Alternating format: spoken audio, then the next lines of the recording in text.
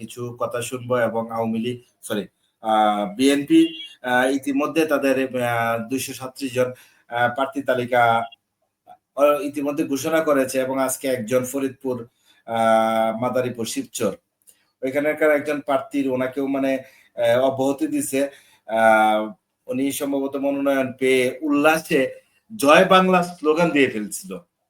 এই জয় বাংলা স্লোগান দেওয়ার কারণে ওনার মনোনয়ন প্রত্যাহার হয়েছে। এই ব্যাপারটা শুনবো। তার আগে সোহান সাহেবের জন্য একটা প্রশ্ন, আপনি শেষ কবে কাউকে মন খুলে শুনেছেন না বলার চেয়ে বেশি? আপনি শেষ কবে মন খুলে শুনেছেন কথা, নিজে কথা না বলে? এই প্রশ্নের উত্তরটা আপনার কাছ থেকে চাই, আপনি দিবেন। যদি আপনার এই আপনার অবস্থানের উপরে নির্ভর করে মানে আপনি প্রশ্নটা কি আমি বুঝাইতে পারছি কিনা, আসলে আমি যে নিজেও কনফিউজ। মানে আমি বলতে চাচ্ছিলাম আপনি শেষ কবে একজনকে শুনছেন মনোযোগ সহকারে, আপনি কোনো কথা বলেন না?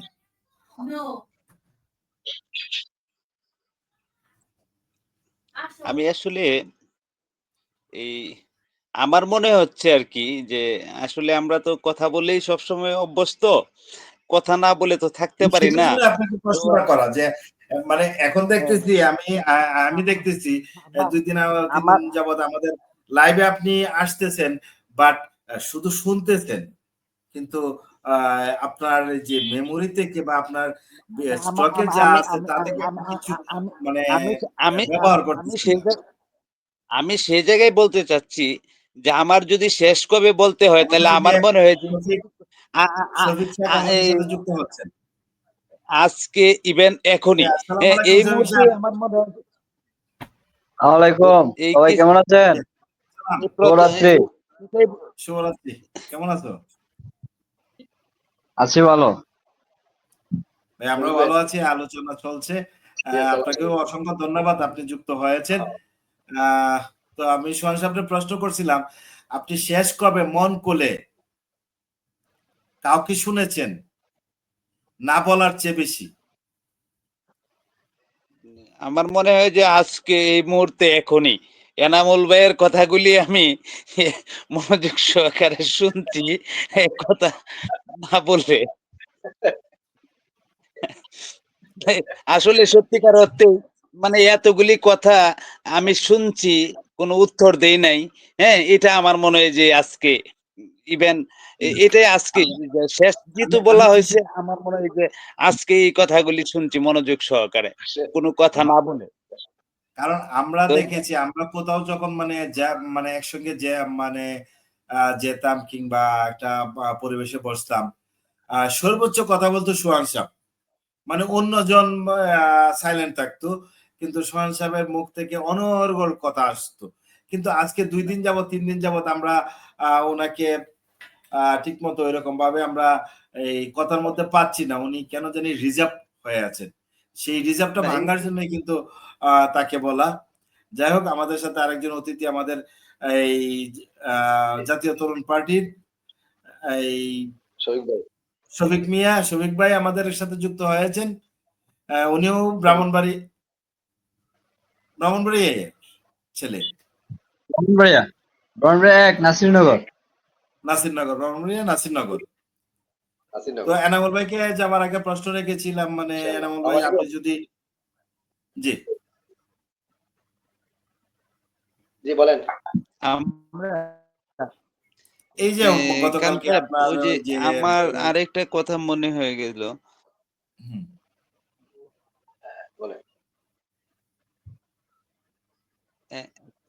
খান সাহেব বলেন, শুনছি। আমার কিছুক্ষণ আগে আমি যে কথাটা বলতে চাচ্ছিলাম, এই ওই যে নীরব থাকার বিষয়টা আর কি, আমার কেন জানি মনে হচ্ছে যারা আজকে নীরব, হ্যাঁ, তারা কি মানে স্বাভাবিক অর্থেই যে নিচ থেকে যে না সমাজটা যেভাবে চলতেছে, হ্যাঁ, ওইখানে তাদের কোনো ভূমিকা নেই, হ্যাঁ, থাকার সত্ত্বেও তারা কথা বলতেছে না। হ্যাঁ, এইখানে আমার মনে হচ্ছে ওরা স্বাভাবিকভাবে যে এটাকে মেনে নিছে বিষয়টা, যে না দূর যাই হচ্ছে ভালোই হচ্ছে। হ্যাঁ? ওইটা কি মন পরিষ্কার করে বলতে, নাকি উনারা গভীর একটা কষ্ট মনের ভিতরে রেখে চুপ রইছে। এইখানে কিন্তু এটা বোঝার বিষয়।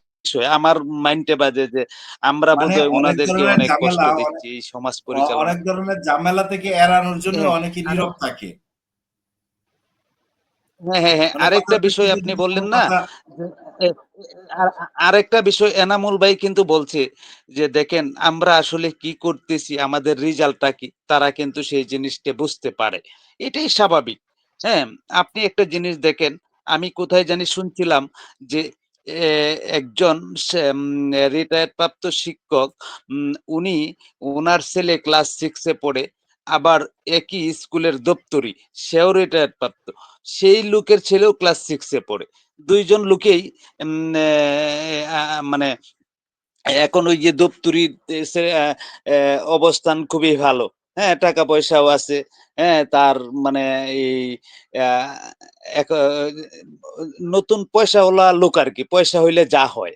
তো এইখানে দেখা গেল কি, শিক্ষক মানুষ তো চুপচাপ থাকে। তখন হঠাৎ করে উনি তো স্কুলকে খুব ভালোবাসে, ছাত্ররারেও খুব ভালোবাসে।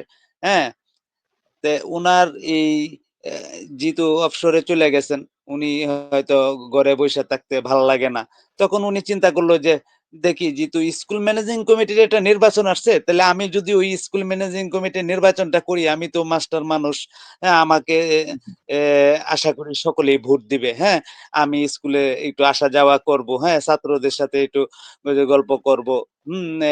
অ্যা আমার মনে হয় তার থেকে কিছু সে দিতে পারবে। এই চিন্তায় সে এই নির্বাচনে আসছে। আর এ উনি যেহেতু নির্বাচনে আসছে, সমাজে কিছু লোক আছে, বুঝছেন?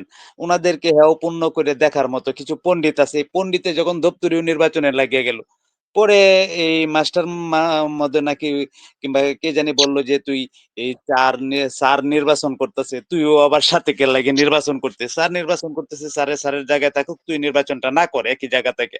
তাহলে তো স্যার যদি ফেল করে, তাহলে কোন রকম দেখা গেল কি এটা ইজ্জতের বিষয় হয়ে যায়।" হ্যাঁ? ও আবার এই কথাটারে অন্যভাবে গিয়া বলছে যে, "হ্যাঁ, আমার ছেলেও ক্লাস 6 এ পড়ে। তাহলে আমি কেন এই নির্বাচনটা করতে পারব না?" হ্যাঁ? আমাকে হেয়পূর্ণ করে দেখা হইছে। আমাকে বলতেছে, "এই মাস্টার দাঁড়াইছে, তুই কেরে দাঁড়াইলি?" মানে অন্যভাবে যায়া বলছে আরকি। বলার পরে কি করলো? মানুষ আবার কি করলো? দেখা যায় কি, স্যার ভোট পাইলো ১০০ আর ও ভোট পাইলো ১৫৭ টা না কয়টা। হ্যাঁ? এখন তো মানে এই স্যার তো হাসতেছে। হাইসাও হাসতেছে। হাইরাও হাসতেছে। পরে এই কয়েকজন আবার গেল স্যারের কাছে যে, "স্যার আপনি নির্বাচনে হেরে গেলেন। তারপরেও আপনি হাসতেছেন?" তখন স্যার বলতেছে যে, "আমি যে হাসতেছি, স্কুলটার অধঃপতনটা দেখে আমি হাসতেছি। আমি কি চাইলাম আর কি হইল?" হ্যাঁ? এখনো মানুষ এত বোকা। হ্যাঁ? তো স্যারের এই কথাগুলি তো আসলে এ স্যার বুঝতে পারছে, কিন্তু অন্যরা কিন্তু এটা বুঝতে রাজি না। ওরা তো জয়ধ্বনি গাইতেছে। কিন্তু আসলে যে স্কুলের ক্ষতি হয়ে গেল, মানে এটা স্যার বুঝছে। ঠিক আছে? স্যার আমরা বুঝছে তো আসলে কেউ বুঝলাম না। মানে এই যারা বোঝার দরকার তারা বোঝে নাই। হ্যাঁ, যারা বোঝার দরকার তারা বুঝে নাই। এই যে এই জিনিসগুলা মানে যখন মনে হয় না, আসলে আমরা মনে হয় এইখানেও কিছুটা পরিবর্তন আনার প্রয়োজন। আপনি আসলে আরেকটা জিনিস দেখেন, আরেকটা ঘটনা হয়েছে কি, ঘটনাটা আচ্ছা, হয়েছে কি এনা ভাই? হ্যাঁ, আহ এনামুল ভাই, বিগত খান সাহেব, আমি একটু শর্ট করে দেই। আরেকটা প্রশ্ন আমি আপনাকে বলে দেই। এটা আপনার মাথায় রাইখেন। আমি আসলে এটা কি আমার ধারণা থেকে বলতেছি। আমি দেখলাম যেমন আমার গ্রামে এটা ওয়াজ মাহফিল হবে। এইটা তো হুম, পূর্বকাল থেকে দেখতাম যে ওয়াজ মাহফিল হচ্ছে। আমরা ছোট মানুষ, আমরা যাইতাম, মুরব্বিরা আসতো, হুজুররা আসতেন। ওয়াজ মাহফিল হইতো। এই জ্ঞানী-গুণীরা কথা বলতো, আমরা শুনতাম। আজকে কিন্তু এই একটা জিনিস আপনি দেখেন, মুরব্বিরা পোলাপানের মতো হয়ে গেছে। আপনি দেখেন প্রত্যেকটি ওয়াজ মাহফিলে লাগাইতেছে যে আপনার ব্যানার পোস্টারে মাইকিং এ বলতেছে যে অমুক গ্রামের যুব সমাজের উদ্যোগে। প্রত্যেকটি কিন্তু যুব সমাজের উদ্যোগে আসছে। ওয়াজগুলি যে করাবে এইখানে যুব সমাজের উদ্যোগ আসছে, গ্রাম দিয়া অমুক গ্রামের যুব সমাজের উদ্যোগে। আপনি এইখানে একটা বিষয় একটু আমার জানি মানে কেমন লাগে, এইটা আমি এনামুল ভাইয়ের কাছে প্রশ্ন যে এইখানে যদি আপনি দুইটা কথা বলেন।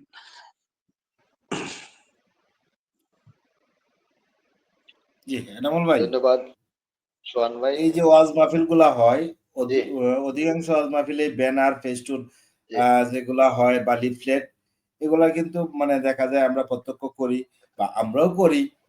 ওই যে ওইখানে লেখায় এটাই লেখা থাকে আসলেই মানে এটা যুব সমাজের উদ্যোগে লেখা থাকে। এটার আসলে যুব উৎপত্তি কিভাবে বা কিভাবে আসলো, এই উদ্দেশ্য এই যুব সমাজের উদ্যোগটা কিভাবে হলো বা কারণটা কি, যুব বা সমাজের কারণটা কি? লেখার কারণটা কি বা উদ্যোগটার জি কারণ। জি জি জি জি বুঝলেন? জি জি ভালো একটা প্রশ্ন, যে একটা সুন্দর একটা প্রশ্ন করছেন, এটা গুরুত্বপূর্ণ একটা প্রশ্ন।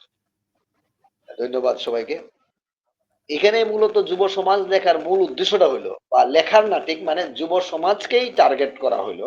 এটার কারণটা হইলো কি, কারণ সমাজে কিন্তু যুবকরাই ভালো কিছু করতে পারে, এবং যুবকরাই কিন্তু পথভ্রষ্ট হওয়ার সম্ভাবনায় থাকে। যুবক বয়সটাই কিন্তু একটা জটিল বয়স। এই বয়সে মানুষ আহ, আপনার বিপথে পরিচালিত হওয়ার সম্ভাবনাটাই বেশি থাকে। কারণ এই যুবকদের সামনে অনেক সমাজের বিপরীতমুখী যে কর্মকাণ্ডগুলো, তাদের সামনে এটা এই সময় প্রকট, বা এই বিষয়গুলো তাদের কাছে মজার মজার বিষয়। এবং এই যুবকের যে তার যে এই যৌবনের যে সমস্যাটা, যৌবনের যে অবস্থানটা, যৌবনের অবস্থানটাই হলো তখন মানুষ আহ, এদের কি বলে অন্ধকারের দিকেই মানুষ ধাবিত বেশি হয়। সেই কারণে ধর্ম বা সমাজের যারা ভালো চায়, বা সমাজের যে মুরব্বী শ্রেণী থাকে, বা সমাজকে তারা নিয়ন্ত্রণ করতে চায়, বা সমাজকে যারা পরিচালিত করতে চায়, এবং ধর্ম তো অবশ্যই সমাজের ভালোর জন্য, ধর্ম তো সমাজের ক্ষতির জন্য নয়। না সেই কারণে এই ধর্মীয় যে অনুষ্ঠানগুলা হয় বা ওয়াজগুলা করা হয়। মানে মোটিভেশন জি, কিছু বলবেন? বা মোটিভেটেড করার জন্যই মানে যুব সমাজেরই মানে যারা আপনার মুরব্বী শ্রেণী আছে কিংবা যারা মসজিদ কমিটি বলেন, ঈদগাহ কমিটি বলেন বা আদার্স, এই মানে সিনিয়র পার্সন যারা আছে তারাই মানে মূলত তাদেরকে দিয়ে দেয় যে তোমরা এই কাজটা করো, মানে তাদেরকে উৎসাহিত করার জন্য, যাতে তোমরা এটার সাথে সম্পৃক্ত হয়ে আদার্স বাজে মানে কাজগুলা থেকে তোমরা বিরত থাকো। হ্যাঁ, মানে যুবক উদ্দেশ্যই না বিরত রাখা, মানে তাদেরকে একটা ভালো কাজের মধ্যে সম্পৃক্ত রাখা, বা সম্পৃক্ত তাদের করা, ভালো কাজের মধ্যে মানে সম্পৃক্ত খারাপ রাখা। কাজ থেকে বিরত সময়টা যাতে হয়ে তাদেরকে তুমি ভালো কাজ, ভালোর দিকে ভালো থাকে, কাজের দিকে ধাবিত হয়ে যাও। বিরত রাখা। হ্যাঁ, আর শফিক ভালো ভাই, ভালো আপনি কাজের দিকে যাতে তারা সময়টা আপনি এই ব্যাপারে পরিচালিত কিছু করে। বলবেন? এই হলো উদ্দেশ্যটা, এই এইটা। যে যুব সমাজ, এই যে ওয়াজ মাহফিল গুলা হয় বা আমাদের যে অনেক ধরনের ওয়াজ মাহফিল গুলাই বিশেষ করে যুব সমাজের উদ্যোগে দেওয়া হয়, কিছু কিছু ক্ষেত্রে গ্রামবাসীর উদ্যোগে করা হয়। তো অধিকাংশ জায়গায় বা অধিকাংশ ব্যানার ফেস্টুনে আমরা দেখতে পাই যুব সমাজের উদ্যোগে। কিংবা আগে এটা ছিল একটা যে পজিটিভ দিক। এলাকাবাসীর উদ্যোগে, কিংবা এই যে অমুক গ্রামের উদ্যোগে, হ্যাঁ এই এলাকাবাসীর কথাটা কিন্তু হ্যাঁ, এখন আর আসে না। এখন চলে গেছে সরাসরি যুব সমাজের, মানে প্রত্যেকটি ওয়াজ মাহফিলে শুধু দেখতেছি যুব সমাজ, এলাকাবাসীটা এখন আর আসে না। আমরা কিন্তু আগে এলাকাবাসীর ওয়াজ মাহফিলের কথাটাই শুনতাম। হ্যাঁ, আর তো এইটা আসলে হুম, সেই সাথে আরেকটা প্রশ্ন আমি রেখে যাই, যে আসলে কি আমরা যোগ্য লোককে যোগ্য স্তরে আমরা রাখতে পারছি? জি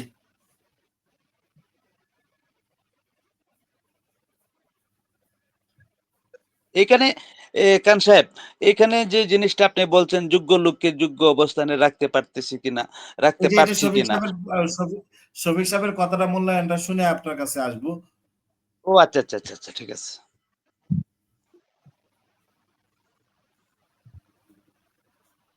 আমরা যে সমাজে বসবাস করি সেই সমাজে দেখা যাচ্ছে যে কিছু যুবক, হ্যাঁ, আগের অর্থনৈতিক অবস্থা, এখন বর্তমানের অর্থনৈতিক অবস্থা কিছু লোক দেশের বাইরে থাকে। হ্যাঁ, দেশের বাইরে থাকতে বোঝা যায় দেশের প্রতি কতটা টান মহব্বত। হ্যাঁ, সবকিছু মিলা দেশের প্রতি একটা সিম্পিথি কাজ করে প্রত্যেকটা প্রবাসী। হ্যাঁ, প্রত্যেকটি প্রবাসীর, সেই হ্যাঁ। ক্ষেত্রে আমাদের এলাকার কথাটাই আমি বলছি। আমাদের এলাকায় এরকম হচ্ছে না, এটা যে সব ওয়াজ এলাকায় মাহফিল, প্রবাসী যারা আছে আসলেই যে প্রবাসী আমরাও দেখছি আমাদের গ্রামেও। প্রবাসীরা সারাদিন ক্লান্ত শরীর নিয়ে বাসায় যখন ব্যাক করে তখন দেশকে খুব মিস করে। আমরা যেমন গ্রামে থাকি, শহরে থাকি, দেশে যারা আছি এরা তো দেশ হিসাবে যতটুকু মনে হয় যে আছি, যারা দেশের বাইরে থাকে এরা বুঝে যে দেশ কতটা জন মানে তাদের জন্য মানে কতটুকু কতটা বেদনাদায়ক, আপন, কতটা প্রিয়। আপন। হ্যাঁ, হ্যাঁ, দেশ কতটা আপন দেশের বাইরে যারা থাকে এরা বুঝতে পারে। তো এখন এই একটা ছেলে যখন প্রবাস থেকে আসে, উদ্যোগ নেয় যে আমরা এটা করব। এখন ওই আগে মুরব্বীরা উদ্যোগ দিত, কৃষি কাজ করতো, গ্রামের মানুষ মিলা দিত, এ গ্রামবাসীর উদ্যোগে। কিন্তু এখন বেশিরভাগ ক্ষেত্রেই এই ইয়াং ছেলেপেলের হাতে টাকা পয়সা আছে, সচ্ছল। হুম। এই হিসাবে গ্রামের যুবকদের উদ্যোগে দিলে এই ফাইন্যান্সটা কালেকশন করতে খুব সহজ হয় আর কি।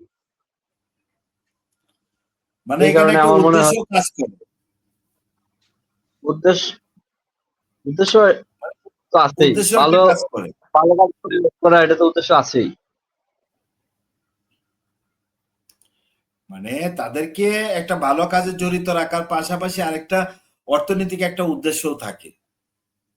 অর্থনৈতিক উদ্দেশ্যটা থাকে, মেইনলি দেখা যাচ্ছে অর্থনৈতিক উদ্দেশ্যটা। না তা না হলে তো আসলে কেউ কারো কর্তৃত্ব ছাড়তে চায় না, কারণ বিগত সার্কেল তৈরি হয়, ফ্যাসিস্ট সার্কেল আমলেও তৈরি আমরা হয়, দেখেছি যুবকদের সার্কেল এত তৈরি অন্যায় হয়। করার পরে দেও কিছু কিছু মন্ত্রী, এমপি তাদেরকে মানে অনেক ইয়া করার পরে দেও তাদের মানে নিজ অবস্থান থেকে সরানো যায়নি। সেটাই। নিজের কর্তৃত্ব কেউ আসলে ছাড়তে চায় না। হুম তারপরে 5 আগস্টের পর যেমন থেকে, পাঁচ যেমন আমি আগস্টের পর আমি থেকে আমি আমি বলতে পারি আমার এলাকায় একটা মসজিদ হয়েছে, আমার নতুন, আমার বংশের। হুম, তো আমরা যারা দেশে আছি এরা টাকা পয়সা তেমন এই যে বছরের ইমাম সাহেবের যে বেতনটা, এটা অনেক ক্ষেত্রে দেখা যায় প্রতি শুক্রবার এই মসজিদে জুম্মার নামাজের সময় এই মিটিং হয়, পেচাল হইতেই থাকে যে বেতনটা হুম, দেন। ইমাম সাহেবের বেতনটা 1,000 টাকা বা 2,000 টাকা। এটা অনেকে দেয় না, 3 সপ্তাহ 4 সপ্তাহ ঘুরতে থাকে। প্রত্যেক খুতবাতেই এই আলোচনা হয়। কিন্তু এই মসজিদে আমাদের পাড়ায় একটা মসজিদ হয়েছে, এটা আপনার 20 থেকে 30 লক্ষ টাকা লাগছে বিল্ডিংটা করতে, মসজিদটা নির্মাণ করতে। বেশিরভাগ অবদান প্রবাসীরা, বেশিরভাগ। এবং মসজিদে রং করতে হইব, এই গ্রামের খেয়ে দিব টাকা, প্রবাসীরা 1 লক্ষ টাকা পাঠাই দিছে এই এই এক না, সপ্তাহ হইলো। আপনাদের এখানে আবার একটা সুবিধা, আপনাদের নাসিরনগর বলেন বা ওই ব্রাহ্মণবাড়িয়ার অধিকাংশ লোকই প্রায় 75% পরিবারের কেউ না কেউ প্রবাসী, মানে হ্যাঁ, হ্যাঁ, এরকম হ্যাঁ। ধরনের। আমার আমার আমার বংশের 200+ প্রবাসী আছে আমার বংশের। আচ্ছা, তাহলে তো আর কোনো কথা লাগে না এখানে। তো এই হিসাবে এখানে আমি ওই মনে করি যে রক্ত গরম, বাইরে আছে রক্ত প্রবাসীরা। গরম। আমরা দেখি মানে এই বাংলার ইতিহাসে বা বাংলাদেশের ইতিহাসে যে ধরনের ঘটনা না ঘটে, মানে গ্রামে গ্রামে যখন মানে তারা এই সংঘর্ষটা লাগে, এরকম সংঘর্ষ আসলে বাংলার আশেপাশে অন্য কোনো জায়গায় হয় না। হ্যাঁ, হ্যাঁ, আমাদের মানে এই যে ব্রাহ্মণবাড়িয়াতে প্রচলিত। প্রবাসী মানে সংঘর্ষের দিক দিয়ে আবার আছে অর্থই যখন হ্যাঁ, অনর্থের মূল হয়ে এটা দাঁড়ায়।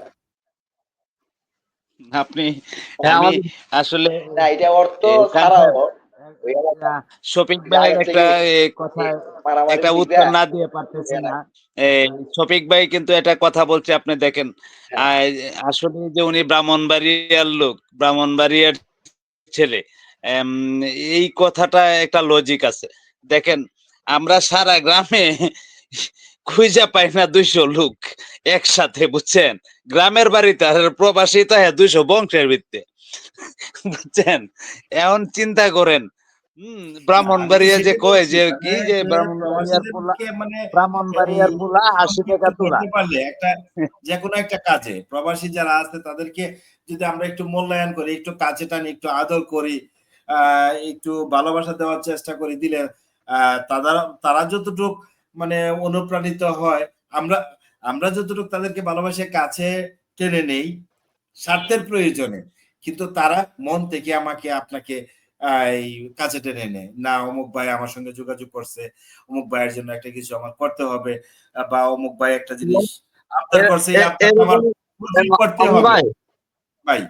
আমন ভাই, আপনাদের এই লাইভে প্রথম যখন আমি ঢুকছিলাম তখন আমার একটা ফোন আসছে ইটালি থেকে। আমি আচ্ছা আচ্ছা। লাইন ফোন আসছে তো লাইভে থাকা যায় না, হুম, কথা না বলতেছিলাম। মানে এমন সময় যায় আমার রাত 2টা বাজে ফোন দিয়ে জিজ্ঞেস করে যে ভাত খাইছো নি?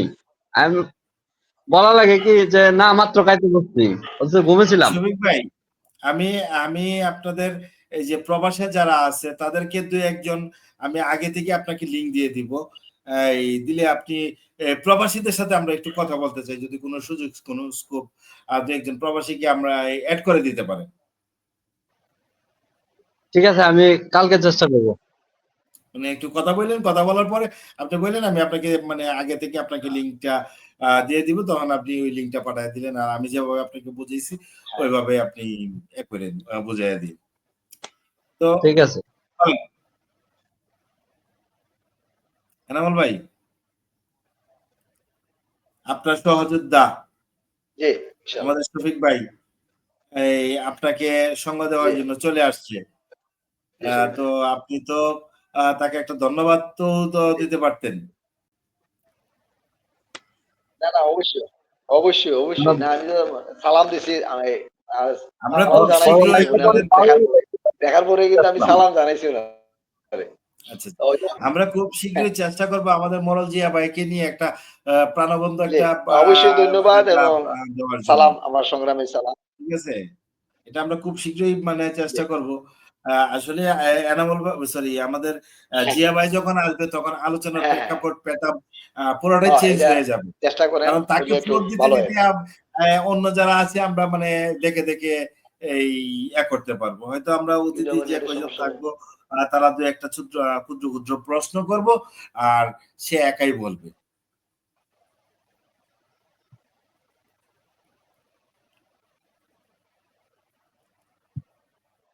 তো সোহান সাহেব, আপনি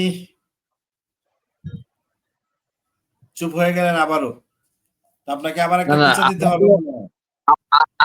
না, না। আজকের তো ইয়ে দিছেন, হেডলাইন আপনাদের করছেন, বিষয়টা তো অন্য কিছু, রাজনীতি না। আমরা না তো আসলে আসলে রাজনৈতিক এখন এই এই এই আলোচনা, একটা খান আলোচনা সাহেব, আমরা দিয়ে শুরু করি, এরপরে আলোচনার প্যাটার্ন, আলোচনার ধার বিভিন্ন দিকে ধাবিত হয়। খান সাহেব, হুম, আমি এই শফিক সাহেবকে একটা প্রশ্ন রাখতে চাই আরকি। আমি আমার শুনতে খুব ইচ্ছা করতেছে যে বিশেষ করে আমার নিজেরই শুনতে খুব ইচ্ছা করতেছে।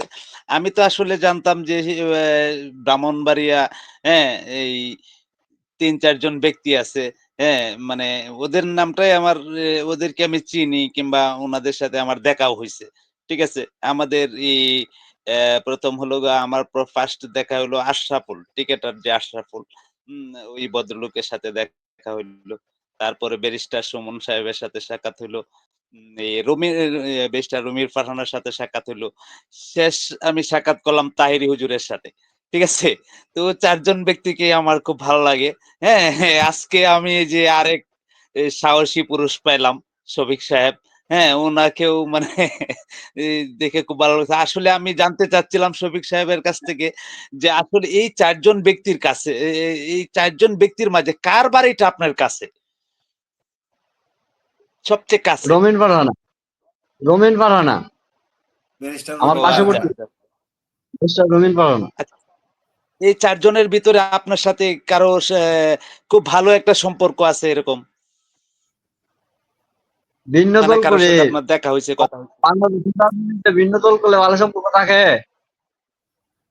না, না, সেটা আমি বলতেছি না। এই যে আপনি এ দল ভিন্ন ৪৮ হতে পারে। না, না, আমরা বাংলাদেশে যে ২ টা দল ছিল, আওয়ামী লীগ, বিএনপি, কিংবা ওই যে আরেকটা দল ছিল জাতীয় পার্টি, আরেকটা দল আছে জামাত। তা এইরকম যে ৪-৫ টা দল, যারা মানে হাতে গোনা তো ৪-৫ টা দলই। আর অন্য যারা আছে তো ছোটখাটো, একদম ছোটখাটো। তো তার মানে এই না যে আমি বিএনপি করি, আওয়ামী লীগের একটা নেতার সাথে ভালো সম্পর্ক নাই। আমি জাতীয় পার্টি করি, বিএনপির একটা লোকের সাথে ভালো সম্পর্ক নাই। এটা ঠিক আমার না। পার্শ্ববর্তী হ্যাঁ, আসন সম্পর্ক তো আমার একটা আমাদের রাজনৈতিক সম্পর্কের কথা আমার আমি বলি আমার নাই। আমার পার্শ্ববর্তী আসন বেস্ট রবীন্দ্রপাড়া না, রবীন্দ্রপাড়া না, যেহেতু পাবলিক ফিগার ওই হিসাবে যতটুকু সাধারণ মানুষ চিনে আমি ততটুকু চিনি, ব্যক্তিগত কোনো সম্পর্ক নাই বা ব্যক্তিগত কোনো পরিচয় নাই। কিন্তু ঢাকায় আমি সেটেল, একজনের ঢাকায় সাথে থাকে। বলি নাই। মানে আমি আমি আমি বললাম যে এই ৪ জন ব্যক্তির আর সাথে, তাই মানে এই তাই ৪ জন ব্যক্তির মাঝে কার সাথে আপনার সম্পর্কটা? তাহিরুলের সাথে আমার ব্যক্তিগতভাবে এক টেবিলে বসে খাওয়া হয়েছে, চিনা জানা আছে।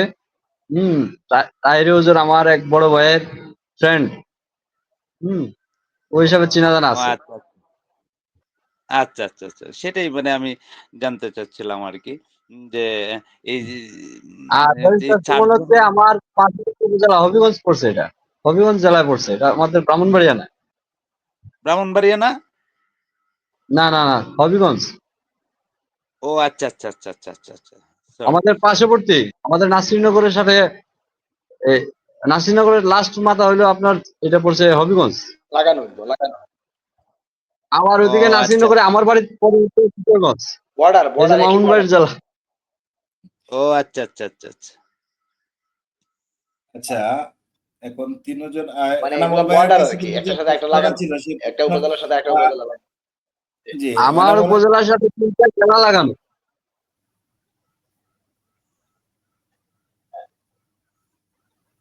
তাই। ৩ টা কিশোরগঞ্জ, হ্যাঁ, হ্যাঁ, মোহন ভাই তারপরে বলেন। হবিগঞ্জ, হবিগঞ্জ, কুমিল্লা। কিছু কিছু- কিশোরগঞ্জ, হবিগঞ্জ, কুমিল্লা। আচ্ছা, যাই হোক, এনামুল ভাইয়ের কাছে ওই যে বললাম যে আপনার ওই কি বলে বিএনপি ইতিমধ্যে তারা তাদের মনোনয়ন প্রবাসী। এর জন্য, হ্যাঁ, হ্যাঁ, হ্যাঁ, প্রার্থী ঘোষণা করেছেন। জি, আপনি একজন মনোনয়ন প্রত্যাশী ব্যক্তি, তো এই জিনিসটা জি, বলবেন ওদের অবস্থানটা, তো ওরা তো অলরেডি ইতিমধ্যে জি, প্রার্থী জি। ঘোষণা করেছেন। আপনার দল কি অবস্থা আছে সেটা বিশ্লেষণ করবেন। আর সেই সাথে আপনাদের তিনজনের কাছে একটি প্রশ্ন আমি মানে রাখতে চাই। এনামুল ভাইয়ের কথা শেষ হলে তারপর আপনারা দিবেন, আর এনামুল ভাইয়ের কথা প্রেক্ষিতে যদি কোনো প্রশ্ন থেকে থাকে সেটা করবেন। যদি আপনাদের এই তিনজনকে এই সমাজ পরিবর্তনের একটি একটি করে সুযোগ দেওয়া হতো, যে আপনারা একটা সুযোগ পাবেন সমাজ পরিবর্তন করার জন্য, তাহলে কোন সুযোগটা নিতেন এবং কেন?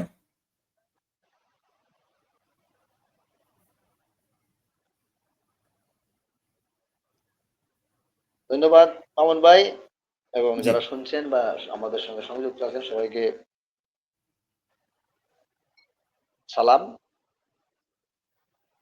সুন্দর একটি প্রশ্ন করছেন, যেটা হলো যে কি অবস্থা আমাদের অবস্থান, এবং এই যে বিএনপি তো অলরেডি ঘোষণা করছে 227 আসনে মনোনয়ন ঘোষণা করছে প্রাথমিক পর্যায়ে। হয়তো এটা এই প্রয়োজন অনুসারে পরিবর্তন আরো করার রদবদল হবে। ঘোষণা দিয়েই ওনারা করছেন। হ্যাঁ, ওনারা এটা বলছেন, এটা ঘোষণা দিয়েই বলছেন যে এটা যে কোনো সময় স্থায়ী কমিটি, এটা যে কোনো সময় যে কোনোটা পরিবর্তন সেই সাথে করতে পারেন, সেই- করার ক্ষমতা সেই সাথে রাখেন। আরেকটা, এনামুল ভাই, সেই সাথে আরেকটু জিনিস আমি অ্যাড করে দেই। হ্যাঁ, বলেন। এই যে গতকালকে যে আপনার মনোনয়ন দাখিল মানে এই ঘোষণা করা হয়েছে, তার প্রেক্ষিতে কিছু ঘটনা, ঘোষণা কিছু ঘাত প্রতিঘাতের ঘটনা ঘটেছে। এটা নিয়ে আমাদের যে বর্তমানে যে স্বরাষ্ট্র উপদেষ্টা, হ্যাঁ, উনি একটা প্রেস ব্রিফিং করেছেন। জি। এটার ব্যাপারটা আপনি একটু মূল্যায়ন করার চেষ্টা করবেন। হ্যাঁ, না, এই ব্যাপারটা তো অবশ্যই মানে একটা রাজনৈতিক দলের জন্য অবশ্যই এটা ক্ষতিকর। ক্ষতিকর, রাজনৈতিক দলের জন্য এটা ক্ষতিকর, এবং আমাদের সমাজের, আমাদের জনগণের জন্য, সমাজের জন্য এটা একটা ক্ষতিকর প্রভাব। এই যে কোনো রাজনৈতিক দলের চেইন অফ কমান্ড হলো সবচেয়ে গুরুত্বপূর্ণ বিষয়। কোনো রাজনৈতিক দলের মধ্যে যদি চেইন অফ কমান্ড ঠিক না থাকে, সেটা অবশ্যই জনগণের প্রতিনিধিত্ব করার ক্ষমতা রাখে কিনা প্রশ্নবিদ্ধ। জনগণের প্রতিনিধিত্ব করার যোগ্যতা রাখে কিনা প্রশ্নবিদ্ধ। আমি একজন নাগরিক হিসাবে আমি অবশ্যই এই বিষয়টা আমি ক্ষুব্ধ। আমি এটা অনাকাঙ্ক্ষিত, এবং আমি অবশ্যই এই দলের সিনিয়র নেতৃবৃন্দর কাছে, আমি বিএনপির সিনিয়র নেতৃবৃন্দর কাছে আমি অবশ্যই আহ্বান রাখবো যে আপনারা আপনাদের দলের চেইন অফ কমান্ড ঠিক করেন। নেতৃত্ব দিতে হলে দলীয় ভাবে যদি নেতৃত্ব দিতে চান, রাষ্ট্রের সরকারে যেতে চান, অবশ্যই আপনাদেরকে চেইন অফ কমান্ড কন্ট্রোল করতে হবে। চেইন অফ কমান্ড যদি না থাকে, আপনাদেরকে জনগণ কি কারণে রাষ্ট্র পরিচালনার দায়িত্ব দিবে? রাষ্ট্র পরিচালনার দায়িত্ব দিলে আপনাদের কমান্ড কেউ মানবে না। সরকারের প্রভাব দেখিয়ে মাঠ পর্যায়ের কর্মীরা মানুষের উপর অন্যায় অবিচার করবে। আর অতীতের এই বড় দলগুলোর বিরুদ্ধে এই অভিযোগগুলা অলরেডি বর্তমান। সুতরাং এখনো যদি ওনারা কন্ট্রোল করতে না পারেন, আমি মনে করি সেটা কন্ট্রোল করতে না পারেন, অবশ্যই ওনারা আগামীতে রাষ্ট্র পরিচালনার দায়িত্ব পাওয়ার যোগ্যতা হারাবেন বা প্রশ্নবিদ্ধ হবে। সুতরাং আমি অনুরোধ করব, আগে এগুলা নিয়ন্ত্রণ করে। এটাই বলতে চাচ্ছেন নিয়ন্ত্রণ করা অবশ্যই জরুরি। বিগত সরকারের আমলে যে সরকার প্রধান যা ভুল করছে, তার চেয়ে তার লেসপেন্সার তারা অনেক বেশি ভুল করছে, যার খেসারত দল হিসাবে আওয়ামী লীগকে দিতে হচ্ছে। হ্যাঁ, এবং এই জনগণ ভুক্তভোগী হইতেছে। জনগণ যেখানে ভুক্তভোগী হবে, জনগণ যেখানে ক্ষতিগ্রস্ত হবে, আর জনগণ যেটা চোখের সামনে দেখা যাইতেছে, এখন কিন্তু জনগণ আরো বেশি সচেতন।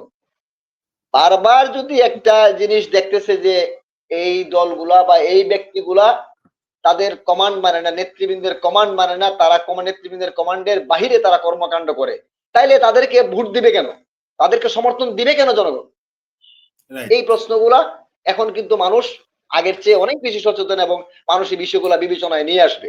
আর বিবেচনায় যদি মানুষ আনে, তাইলে অবশ্যই আপনারা ভোট পাওয়ার কোনো সুযোগ নাই। ভোটের বাক্স শূন্য হয়ে যাবে, যেটা হয়তো চিন্তাই করতে পারবেন না। এই বিষয়গুলা মাথায় রাখতে হবে জাতীয় নেতৃবৃন্দকে। এই যদি কমান্ড যদি কন্ট্রোল না করতে পারেন, ধমক না দিতে পারেন মাঠ পর্যায়ে নেতা কর্মীদেরকে, যে নিয়ম শৃঙ্খলার বাহিরে কেউ যদি জনগণের উপর কোনো ধরনের অন্যায় অবিচার করেন, তাকে শুধু বহিষ্কারই নয়, তাদেরকে একদম জরুরি ভাবে হ্যান্ড ওভার করতে হবে সরকারের কাছে, প্রশাসনের কাছে। তাদের বিরুদ্ধে দল মামলা কারণ দল সৃষ্টি করুক, তাহলে সবকিছু ঠিক হয়ে যাবে। দল যদি নিজের থেকে মামলা দেয় যে আমাদের কমান্ড মানে নাই এবং জনগণের উপরে তারা অন্যায় বিচার করছে, ভোগান্তি সৃষ্টি করছে, তাদের বিরুদ্ধে আমরা মামলা দিলাম, প্রশাসন তাদেরকে ব্যবস্থা গ্রহণ করা হোক। দল থেকে যদি সেই ব্যবস্থা নেওয়া হয়, তাহলে দ্বিতীয় জায়গায় কোন নেতা কর্মী দলের কমান্ড অবাধ্য হবে না। সুতরাং এটা দলকে যদি নেতৃত্ব দিতে হয়, কঠোর হস্তে দল পরিচালনা করতে পারে, তাহলে এই 5 আগস্টের ঘটনা পরবর্তীতে আর কখনোই ঘটবে না, এটাই বলতে চাচ্ছেন? হ্যাঁ, তাহলে কারণ মানুষ কিন্তু এখন চরম একদম, মানুষের পিঠ কিন্তু একদম দেওয়ালে ঠিকে গেছে। মানুষ কিন্তু একদম চরম রাজনৈতিক দলের নেতৃবৃন্দের দ্বারা মানুষ কিন্তু চরম ভাবে ক্ষতিগ্রস্ত এবং চরম ভাবে আঘাতপ্রাপ্ত। সুতরাং মানুষ এখন প্রতিঘাত করবেই, সময় কিন্তু একেবারে চূড়ান্ত পর্যায়ে এসে গেছে। সুতরাং রাজনৈতিক নেতৃবৃন্দকে বা রাজনৈতিক যারা দলের চিফ, তাদেরকে অবশ্যই মানে আরো কঠোর হতে হবে এবং আরো কন্ট্রোল হতে হবে, আরো সচেতন হতে হবে। আর লোক দেখানো বক্তব্য বহিষ্কার করবো, এইগুলা লোক দেখানো বক্তব্য এখন আর মানুষ সন্তুষ্ট হবে না। একদম বাস্তব কিছু ঘটনা যদি না ঘটান, বাস্তব উদাহরণ যদি সৃষ্টি না করেন, এই লোক দেখানো তামাশার বক্তব্য দিয়ে আর জনগণকে ভুলানো যাবে বলে মনে হয় না। আমার কাছে অনুমান, আমার ক্ষুদ্র জ্ঞানে যতটুকু বুঝি। এবং জি আমার কাছে যেটা জানতে চাইছেন যে আমার দলের অবস্থা, আমাদের জাতীয় পার্টি একটি নির্বাচনমুখী দল, এবং জাতীয় পার্টির বিরুদ্ধে প্রধান অভিযোগই হইল যে জাতীয় পার্টি সব নির্বাচনে অংশগ্রহণ করে। অংশগ্রহণ একেবারে করে নির্বাচন প্রতিকূল ছাড়া। পরিস্থিতিতে জাতীয় পার্টির চেয়ারম্যান মহোদয় 1990 হ্যাঁ, জাতীয় পার্টি নির্বাচনমুখী দল, নির্বাচন থেকে তারা পিছনে যাওয়ার কোনো প্রয়োজন মনে করে না। যদি পরিবেশ মনে হয় যে পরিস্থিতি ঠিক নেই। নির্বাচন করার প্রয়োজন, তখনই জাতীয় পার্টি নির্বাচন করে। আর হ্যাঁ, কিন্তু এখন সবচেয়ে দেখার বিষয় হলো যে এই বর্তমান সরকার, যে বিগত দিনও যে সময় কিছু কিছু সময় যখন সরকারের মনে হয়েছে, জাতীয় পার্টির মনে হয়েছে যে এই মুহূর্তে নির্বাচনে যাওয়া ঠিক হবে না, তখন কিন্তু যখন জাতীয় পার্টি ঘোষণা দিচ্ছে যে নির্বাচন আমরা যাই, পরিবেশ ভালো না, আমরা নির্বাচনে যাব না, তখন কিন্তু জাতীয় পার্টিকে জোর করে নির্বাচনে নেওয়া হয়েছে। এটাও কিন্তু এই বাংলাদেশের উদাহরণ, আপনাদের সবার সামনে বা এই জনগণের সামনে জি বা বিশেষ করে মিডিয়ার সামনে বিষয়গুলো একদম প্রত্যক্ষভাবে আছে। কিন্তু কথাটা জি হলো আমরা নির্বাচনের বিপক্ষে কোনো সময়ই নয়। জাতীয় পার্টি নির্বাচনমুখী একটি দল। না, সুতরাং নির্বাচন হবে কিন্তু নির্বাচনের মতো নির্বাচনের নির্বাচন হবে। বর্তমান যে পরিস্থিতি, বর্তমান নির্বাচন যদি নিরপেক্ষ যদি ভূমিকা রাখা হয়, নির্বাচন কমিশন যদি নির্বাচন করার সক্ষমতা অর্জন করেন, আমাদের কাছে মনে হয় যে নির্বাচন কমিশন নির্বাচন নিরপেক্ষ করার মতন সক্ষমতা অর্জন করেছেন বা করতে পারবেন, তাহলে জাতীয় পার্টি অবশ্যই নির্বাচনে অংশগ্রহণ করে। এই ব্যাপারে জাতীয় পার্টির সেদিকে যে আগামী ৩ ইয়ে মাস চলছে, জাতীয় পার্টির নভেম্বর ডিসেম্বর, মনোনয়নের হ্যাঁ আগামী ৩ মাস ৩ মাস ৩.৫ মাস, ফেব্রুয়ারিতে যদি আমরা শেষের দিকেও যদি আমরা ধরে নিই যে ফেব্রুয়ারি শেষের দিকে আমরা নির্বাচনের দিকে ধাবিত হচ্ছি বা নির্বাচন হবে, এটাও যদি আমরা ধরে নিই, তাহলে আমরা ৩ মাস ৩.৫ মাসের মতো সময় পাই জি হাতে। দেখি পর্যাপ্ত সময় বর্তমান জি প্রেক্ষাপটে আইন শৃঙ্খলার পরিস্থিতি, নির্বাচন কমিশনার বা নির্বাচন কমিশনারের সংস্কার নিয়ে কাজ করার মতো কি পরিবেশ পরিস্থিতি তৈরি করতে পারবে? যেহেতু 14 মাসে পারেনি, 15 মাসে হ্যাঁ, বিগত। কিন্তু হ্যাঁ, এনভায়রনমেন্ট নির্বাচন করার মতন কোনো পরিবেশ এখন পর্যন্ত সৃষ্টি হয় নাই। নির্বাচন বাংলাদেশে একটা সুস্থ এবং সুন্দর নির্বাচন করার মতো স্থিতিশীল পরিবেশ এখনো সৃষ্টি হয় নাই। এটা পরিষ্কার। এখানে কোনো আমার কাছে একদম খোলামেলা। আমি এই ব্যাপারে আমি একদম ক্লিয়ার বলতে পারি যে নির্বাচন করার মতন, জাতীয় সংসদ নির্বাচন করার মতন একটি সুস্থ পরিবেশ এখনো সৃষ্টি হয় নাই, এখনো বর্তমানে তৈরি হয়নি। বিরাজমান নাই জি। আচ্ছা, এই আপনার মুহূর্তে, আজকের দিন পর্যন্ত।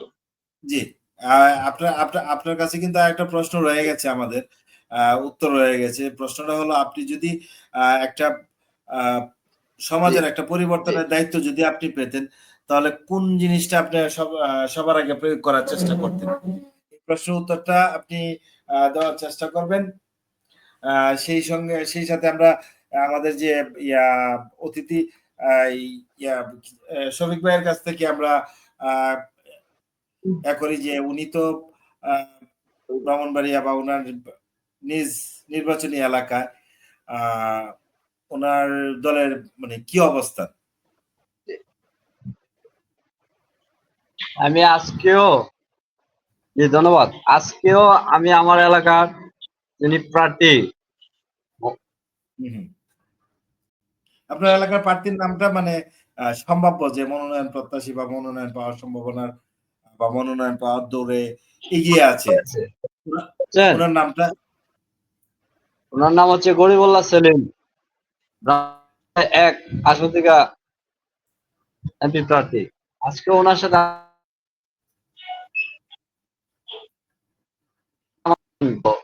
আমি ওনাকে বললাম যে রাজনীতি করতে গেলে তো একটু রিস্ক নিতেই হয়, যে অন্যজন পরিবেশ করে দিবে। যেমন এনামুল ভাই বলতেছেন যে পরিবেশ সৃষ্টি হয় নাই, পরিবেশ কেউ সৃষ্টি করে দেয় না। রাজনীতিতে সবাই আপনার তা আপনি এই এভাবেই আগায় যাইতে হইব। হ্যাঁ, 100 জন টানবে আপনাকে নিচে পালানোর জন্য, আপনি একা উপরে উঠতে হবে। এই রাজনীতি। আমার আমার মতামত। আমি আমার এলাকার যে আপনি এলাকায় সময় দেন। উনি বলতেছেন যে দল তো কোনো সিগন্যাল দেয় নাই, দল তো কোনো প্রার্থীকে বলে নাই মাঠে কাজ করার জন্য। তো আমাদের দলের সিনিয়র নেতৃবৃন্দ সম্ভবত এটা শুনবেন। অনেক কথা ছিল, খোলামেলা বলাও যায় না, কেউ না কেউ সুযোগ করে দেয় না, সুযোগ করে নিতে হয় রাজনীতিতে, না, একটু রিস্ক এটা থাকবেই। এটা দল বলে নাই, দল আমার বলে না বা এলাকায় দল বলবে। তারপর আমার আমি এলাকায় জনগণের আমি কি করি, আমার এলাকায় আমাদের আসনে যে কোনো মুহূর্তে যে কোনো প্রতিকূল অবস্থায় জাতীয় পার্টির 200-500 লোক নিয়ে মিটিং মিছিল করার মতো অবস্থা আছে। আমার আসনে 200-500-1000 লোক নিয়ে মিটিং মিছিল করার মতো অবস্থা আমাদের। রাজনীতিতে দুঃসময় আসবে, সুসময় আসবে, রিস্ক থাকবে, রিস্ক না নিতে হবে। সেটাই যে একটা রাজনৈতিক সৌন্দর্য, এগুলো হচ্ছে একটা রাজনৈতিক রাজনৈতিক সৌন্দর্য। প্ল্যাটফর্ম বা যে কোনো একটা আমাদের জানি নির্বাচনের না আমাদের সিনিয়র যে কেন্দ্রীয় নেতৃবৃন্দ, ওনারা কি সিদ্ধান্ত নেন জানি না, তৃণমূলের পরামর্শ নেন কিনা জানি না। যদি নেন, আমার পরামর্শ থাকবে এটাই, প্রত্যেকটা উপজেলায় যারা এমপি প্রার্থী আছেন এদেরকে বাধ্যতামূলক করে দেওয়া হোক, যে তোমার আসনে তুমি সম্মেলন করো, তাহলে তোমার নমিনেশন দেওয়া হবে না। তোমার এই উপজেলায় প্রত্যেকটা ইউনিয়নে ইউনিয়ন কমিটি করো, তাহলে তোমার নমিনেশন দেওয়া হবে না। এভাবে প্রত্যেকটা আসনে যদি প্রত্যেকটা এমপি প্রার্থীকে দায়িত্ব দেওয়া হয়, তাহলে আমার বিশ্বাস এই বছর জাতীয় পার্টি রাষ্ট্র ক্ষমতায় যাওয়ার মতো স্বপ্ন দেখতে পারে। মানে এখানে একটা জিনিস, অন্যান্য দলগুলা তো 2-3টা প্রার্থী বা আহ, 4-এর অধিকও অনেক জায়গায় আপনার ক্যান্ডিডেট আছে যে নির্বাচন করার মতো হেভিওয়েট প্রার্থী। সেক্ষেত্রে আপনাদের এখানে কি জাতীয় পার্টির একজনই সম্ভাব্য যে মানে সে তাই পাবে বা এরকম ধরনের কিছু কি মানে অল্টারনেটিভ কি আরো কেউ আছে? 2-3জনের সমন্বয়ে যদি একটা কমিটি গঠন করে দেওয়া হয়, এই তোমরা 3জনেই কাজ করো, তোমরা 3জন থেকে একজনকে সিলেক্ট করা হবে বা আহ, না হতে পারে একাধিক প্রার্থী থাকলে, একাধিক প্রার্থী থাকলে, যেমন বিএনপি হয়তো সম্ভাব্য প্রার্থীর তালিকা দিয়েছে, কিন্তু এদের first choice, first choice, third choice 3জন চয়েসে আছে। হ্যাঁ হ্যাঁ এদের না আমি বিএনপি আমি সেই 3জন জিনিসটা চয়েসে, বলতেছি যে 1 নাম্বার, এক 2 নাম্বার, 3 নাম্বার চয়েসে আছে, কিন্তু একজনের সম্ভাব্য প্রার্থী হিসাবে ঘোষণা করছে নাম। আজকে 113 জনের চেঞ্জ করছে, দেখছেন কিনা জানি না, জনকণ্ঠে নিউজ হয়েছে। না আমরা আজকে একজনকে চেঞ্জ করা হয়েছে। আমরা একজনেরটা পেয়েছি যে কিনা জয় বাংলা স্লোগান দিয়ে দিয়েছিল প্রার্থীতা। নমিনেশন চেঞ্জ করা হয়েছে 113 জন, জনকণ্ঠে নিউজ হয়েছে, আপনি দেখে নেবেন। 113 জনের নমিনেশন চেঞ্জ করা হয়েছে আজকে, গতকাল ডিক্লেয়ার হওয়ার পরে আজকে 113 জন চেঞ্জ করা হয়েছে।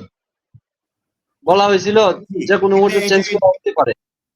এটা এটা আমাদের আমাদের এক বক্তা গতকালকে বলেছিল যে এই যে মনোনয়ন এটা যেটা দিয়েছে এটা বিএনপির জন্য আসলেই শেষ পর্যন্ত বুমেরাং হয় কিনা, এটার একটা প্রশ্ন কিন্তু রেখে গেছিল।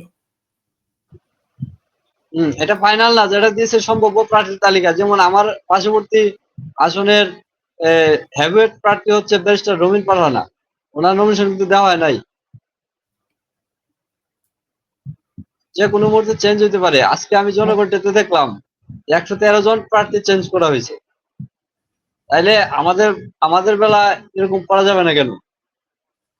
আমি আমি ওই জিনিসটাই বলতেছি, আপনার আপনার দল বা আপনার দলের নীতি নির্ধারক যারা আছে তারা যদি এইভাবে বিশ্লেষণ করে যে প্রত্যেকটি সংসদীয় আসনে 3জন সম্ভাব্য প্রার্থীকে সমন্বয় করে দিয়ে ইউনিয়ন কমিটি, উপজেলা কমিটি প্লাস যে আদার্স যে অন্যান্য যে কমিটিগুলো আছে, যুব সমাজ, মোটর শ্রমিক প্রত্যেকটা পার্টি, প্রত্যেকটা অঙ্গ সংগঠনের কমিটি করা হোক, প্রত্যেকটা প্রত্যেকটি অঙ্গ সংগঠনের সহযোগী সংগঠন সহ প্রত্যেকের এই নতুন করে রাজনীতিতে কমিটি করে। জি রাজনীতিতে রিস্ক থাকবে, অর্থনৈতিক রিস্ক থাকবে, হ্যাঁ, শারীরিক রিস্ক থাকবে, সবকিছু থাকবে।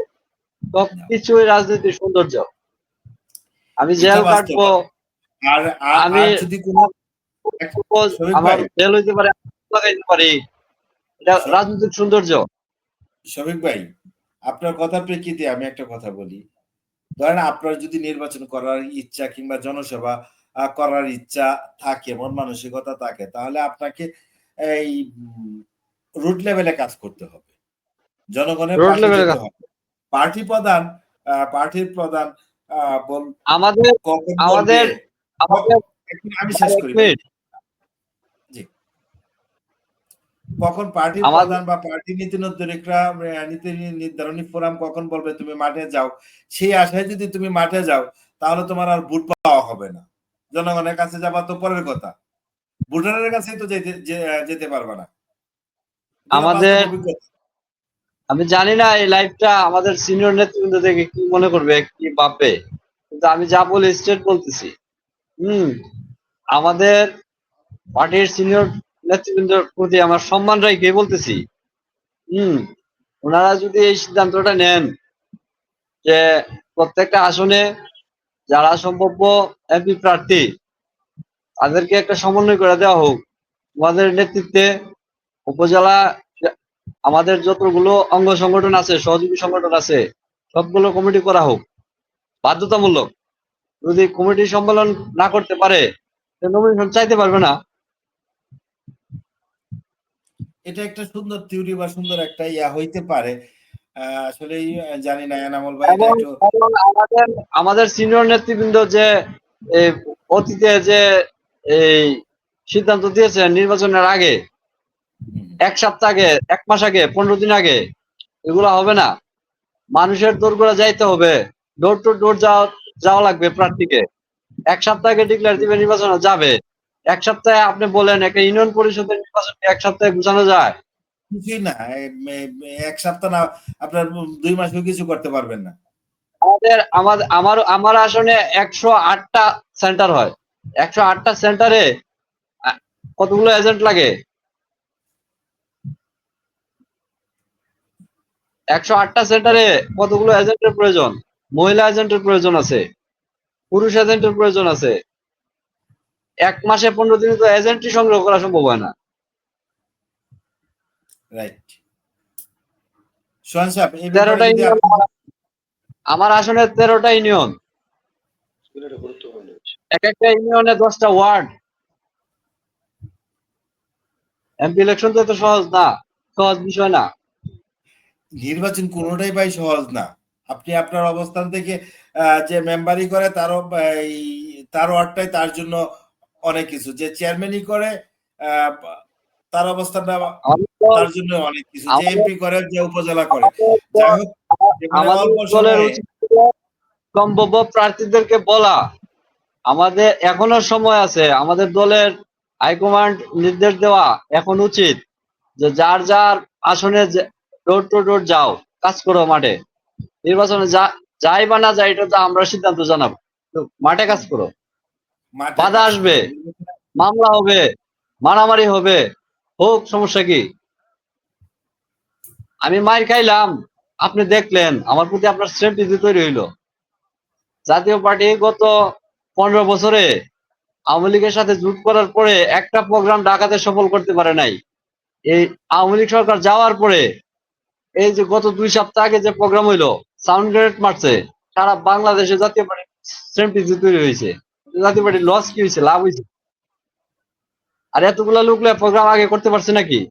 এখন দুঃসময়, জাতীয় পার্টির নেতাকর্মী সুসংগঠিত। আপনার সুসময় সুসংগঠিত থাকে না, কেউ গ্রুপিং থাকে। দুঃসময় আসলে সুসংগঠিত থাকে, তো বুঝতে হবে।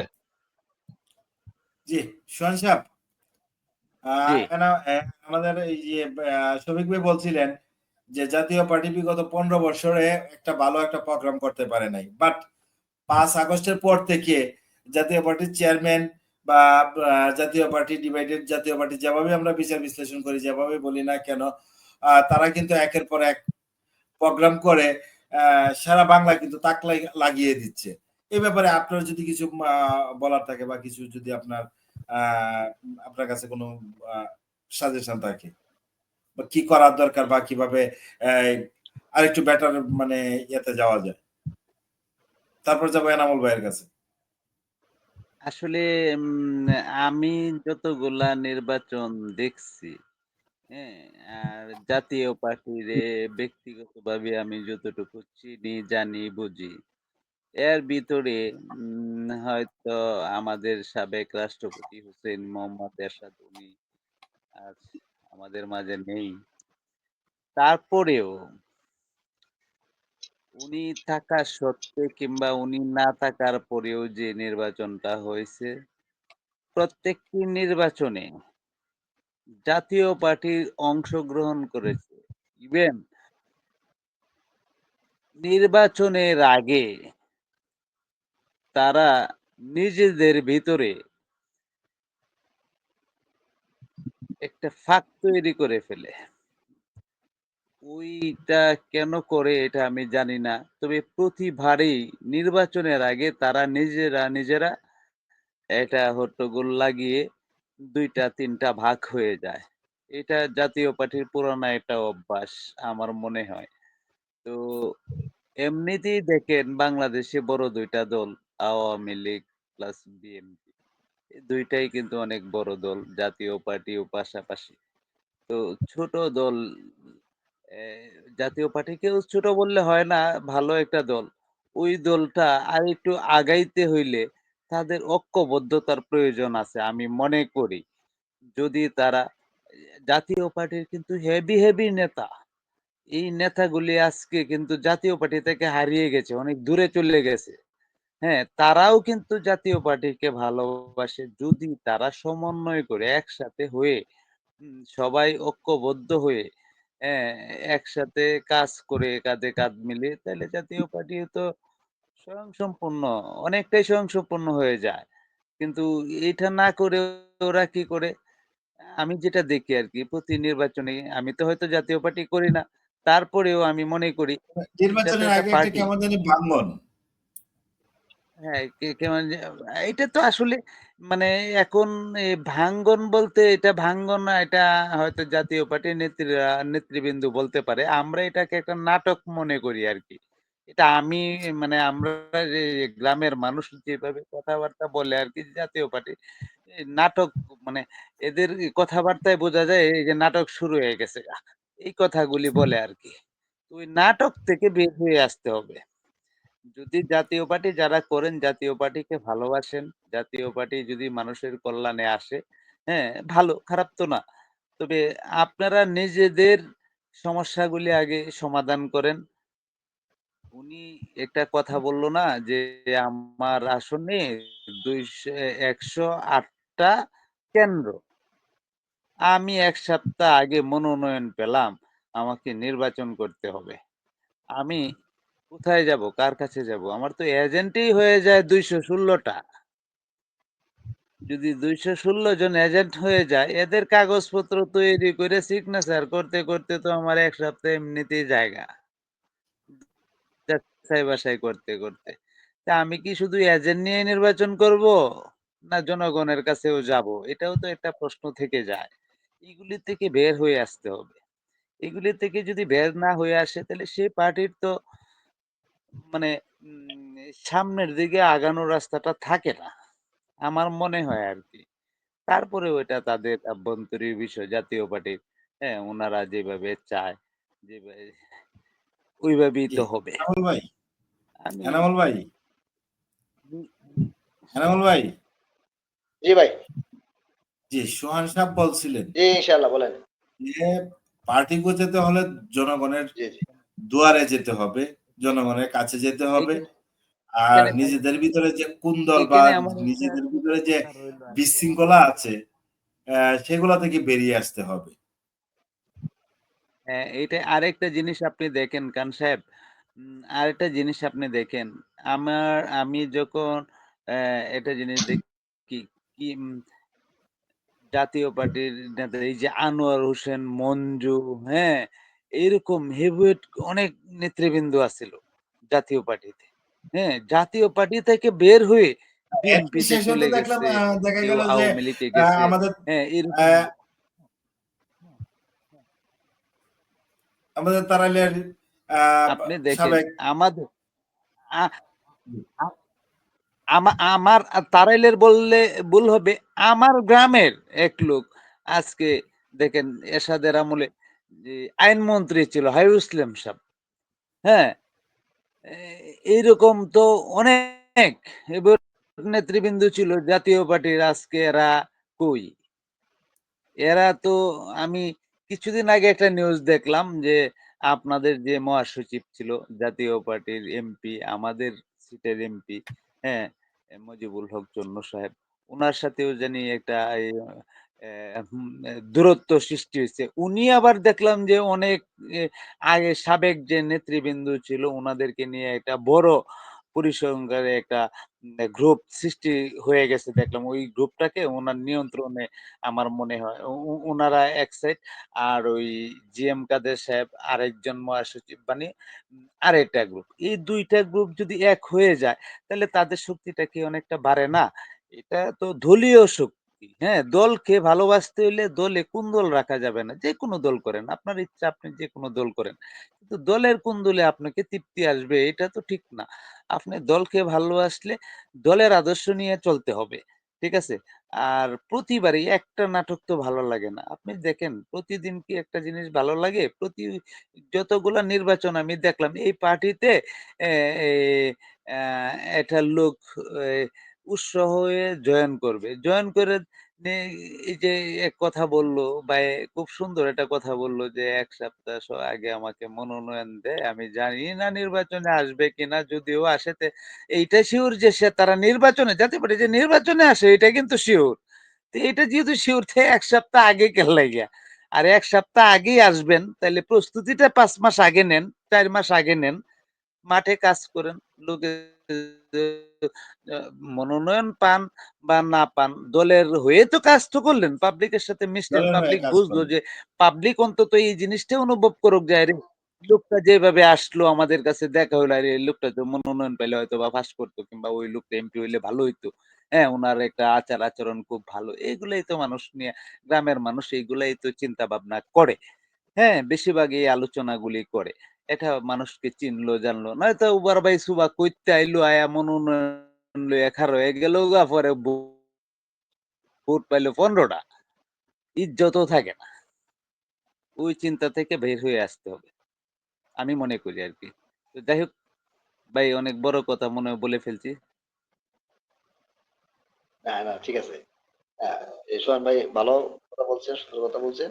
আসলে গুরুত্বপূর্ণ বিষয়টা হলো কি, এই জাতীয় পার্টি কিন্তু এই বাংলাদেশে তৃতীয় বৃহত্তম রাজনৈতিক দল। যে ৩টি দল এই বাংলাদেশে হুম। পুরো সরকার পরিচালনা করছে, যে সাখাওয়াত সাহেব, আওয়ামী লীগ, আপনার বিএনপি এবং কমেন্টটা জাতীয় পার্টি। আমি আমার যারা স্ক্রিনে আছে বা আমাদের অতিথির সামনে উত্থাপন করেছি, এবং এই অনেকেই আছেন যারা লাইভটি দেখবেন, তারাও দেখতে পারবেন। আপনি লিখেছেন 1:14 AM, doctor M Osman Faruk sir জিন্দাবাদ। জি, শুভেচ্ছা রইল ওনার জন্য, এবং আপনার জন্য শুভকামনা রইল। জি, আপনারাও যদি আপনার দল সম্পর্কে কিছু বলার তাকে বলতে চান, তাহলে আমাদের সাথে যুক্ত হয়ে তর্ক বিতর্ক অনুষ্ঠানে শরিক হতে পারেন। জি, বলেন এনামুল ভাই। জি, হ্যাঁ, ধন্যবাদ ওনাকে। না, ডক্টর ওসমান ফারুক স্যার অবশ্যই একজন গুণী ব্যক্তিত্ব ব্যক্তিত্ব গুণী এটা ব্যক্তিত্ব, অস্বীকার করার কোনো উপায় নেই। ওনার জন্য শুভকামনা। যাই হোক, আমি হ্যাঁ, উনি একজন, হ্যাঁ, উনি একজন গুণী ব্যক্তিত্ব, এটা অস্বীকার করার কোনো উপায় নাই, কিন্তু সমস্যা অন্য জায়গায় আছে, সেটা পরে আমি আসতেছি। আচ্ছা, যে কথাটা বলছিলেন যে জাতীয় পার্টির অবস্থানটা হইলো কি, আহ, মনোনয়ন যে দেন, মনোনয়ন যে বলতেছেন না, দিতেছেন না, বা আপনার কি বলে আনুষ্ঠানিক যে আহ, বলার আহ, বলতেছেন না কেন, এটাই তো প্রশ্ন না। আনুষ্ঠানিক বলার খুব একটা প্রয়োজন তো থাকবেই, আনুষ্ঠানিক তো বলবেনই, কিন্তু খুব একটা প্রয়োজন নেই এই কারণে, কারণ এই নির্বাচনের কিন্তু জাতীয় পার্টির কিন্তু প্রতিটা আসনেই লোক সংখ্যা মোটামুটি নির্দিষ্ট, কিন্তু ওই যে একটি কথা বললেন যে যে সমস্যাটা হয়েছে যেটা নির্বাচনের কিছুদিনে বা আগেই জাতীয় পার্টিতে ঝামেলা সৃষ্টি হয়, এবং বিশেষ করে এই এই 5ই আগস্টের পরে কিন্তু আরেকটা গ্রুপ অলরেডি সৃষ্টি হয়েছে। ওনারা সিনিয়র নেতৃবৃন্দ প্রায় 8-9 জন সিনিয়র নেতৃবৃন্দ, ওনারা আলাদা একটা সম্মেলন করে ওনারা কিন্তু একটা আলাদা অবস্থান নিয়ে নিছেন অলরেডি এখানে ওনারা আলাদা অবস্থান নিয়ে নিছেন। সেই ক্ষেত্রে আগামীতে আর সমস্যা হইবে বলে আমার মনে হয় না, কারণ ওনারা যেহেতু নিজেরা একটা অবস্থান নিয়ে নিছেন, হয়তো ওনারা জাতীয় পার্টির নামে অন্য কোনো জাতীয় পার্টির নামেই হয়তো আলাদা একটা অবস্থান নিয়ে নিছেন, যেহেতু জাতীয় পার্টির নামেও সংগঠন করতে পারেন, অথবা ওনারা অন্য কোনো নামে করতে পারেন। যেমন এর আগে জেপি যেমন জাতীয় পার্টি, আন্দালিব রহমান বার্তোর নাম, এটার নামও কিন্তু জাতীয় পার্টি, আনোয়ার হোসেন মঞ্জু সাহেবের নামও জাতীয় পার্টি, এরকম অনেক জাতীয় পার্টি নামে আছে ব্র্যাকেটে ওনাদের নিজস্ব নাম। একটা ইন্টারেস্টিং বিষয় দেখেন, সবার জন্য বলতে চাই, মামুন ভাইকে বলতে চাই, সবার দর্শকদের উদ্দেশ্যে বলতে চাই, এই বাংলাদেশে বলেন। হ্যাঁ বলেন। মানে আরেকটা ব্যাপার, মানে গত কয়েকদিন আগে সামনে এসেছিল, কিছু বলবেন? জি জি, ওই যে আপনার এই নির্বাচন কমিশনের থেকে একটা চিঠি আসছে নাকি, সেই চিঠিতে এখন পর্যন্ত জাতীয় পার্টির চেয়ারম্যান গোলাম মোহাম্মদ কাদের মহোদয়, জাতীয় পার্টির চেয়ারম্যান, আমি এটা উত্তর দিতেছি, ঠিক আছে, এবং জাতীয় পার্টির মহাসচিব বীর মুক্তিযোদ্ধা অ্যাডভোকেট মুজিবুল হক চন্ন মহোদয়, এই দুইজনেও এখনো মানে এই নির্বাচন কমিশনে ইয়াতে আছে আর কি, ওয়েবসাইটে আছে, এবং সেটার আলোকে চিঠি আসছে। আচ্ছা, এটার উত্তর দিব। আচ্ছা ঠিক আছে, এটা উত্তর জানতে দিতেছেন। আচ্ছা ঠিক আছে, আচ্ছা আমি বলতেছি, সবচেয়ে মজার যে বিষয়টা সেটা দেখেন, যে এই বাংলাদেশে 3টি বৃহত্তম রাজনৈতিক দল, একটা হইলো আওয়ামী লীগ, লাস্টের শব্দটা লীগ, আর আরেকটা হইলো জাতীয়তাবাদী দল, রাষ্ট্রের শব্দটা দল, আর আরেকটা হইলো জাতীয় পার্টি, লাস্টের শব্দটা পার্টি। এখানে একটা মজার বিষয়টা দেখেন, এই বাংলাদেশে অনেকগুলা রাজনৈতিক দল কিন্তু ইতিমধ্যে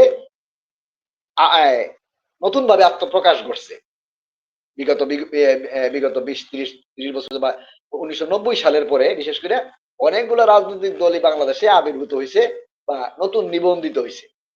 সবচেয়ে মজার যে বিষয়টা হলো দেখেন, অধিকাংশ দলই কিন্তু লীগ বা দল শব্দটা ব্যবহার করে নাই, পার্টি নামটা ব্যবহার করছে।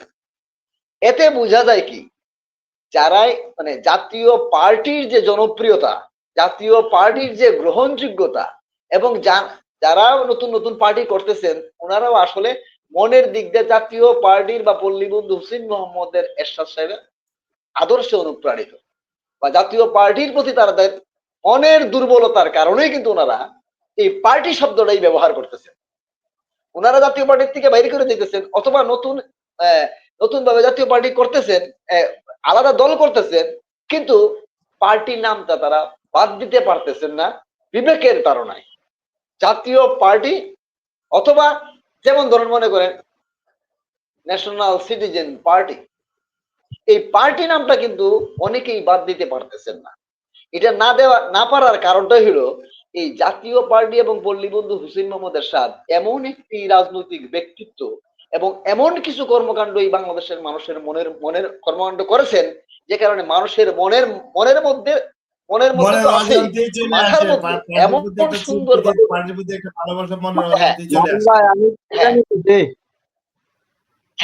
এই নামটাই এত বেশি জনপ্রিয় যে অনেকেই নতুন দল করলেও এই পার্টি নামটা বলতে পারতেছেন। আচ্ছা, গেল এটা। আর আপনি যে উত্তরটা দিয়েছেন সেটা হলো যে ওই যে চিঠিটা, ওই চিঠিতে এই চেয়ারম্যান স্যার এই সব উদ্দেশ্য করে নির্বাচন কমিশন মূলত জানাই দিছে যে ওনারা যে এই নতুন যারা সিনিয়র নেতৃবৃন্দ যে কয়েকটা যে একটা চিঠি দিছিলেন, চেষ্টা করছিলেন যে লাঙ্গল মার্কাটা ওই যে সিনিয়র নেতৃবৃন্দ ওনারা যে একটা চিঠি দিছিলেন নির্বাচন কমিশনকে, যে মার্কাটা ওনাদেরকে দেওয়ার জন্য, ওই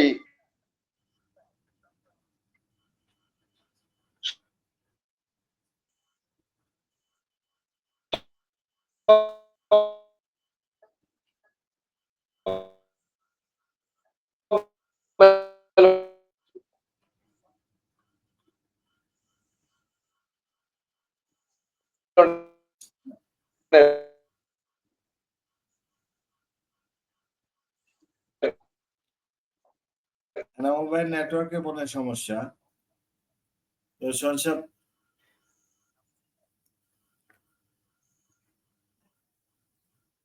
জি বলেন। জি আপনার কাছে একটা প্রশ্ন ছিল। প্রশ্নটা হলো আপনাকে এটার যদি উত্তর সমাজ পরিবর্তনে যদি একটা এটার সুযোগ উত্তরটা দেওয়া হতো, জি জি তাহলে আপনি কি কি ওইটার উত্তরটা পরিবর্তন কি পাইছেন শেষ? করতেন?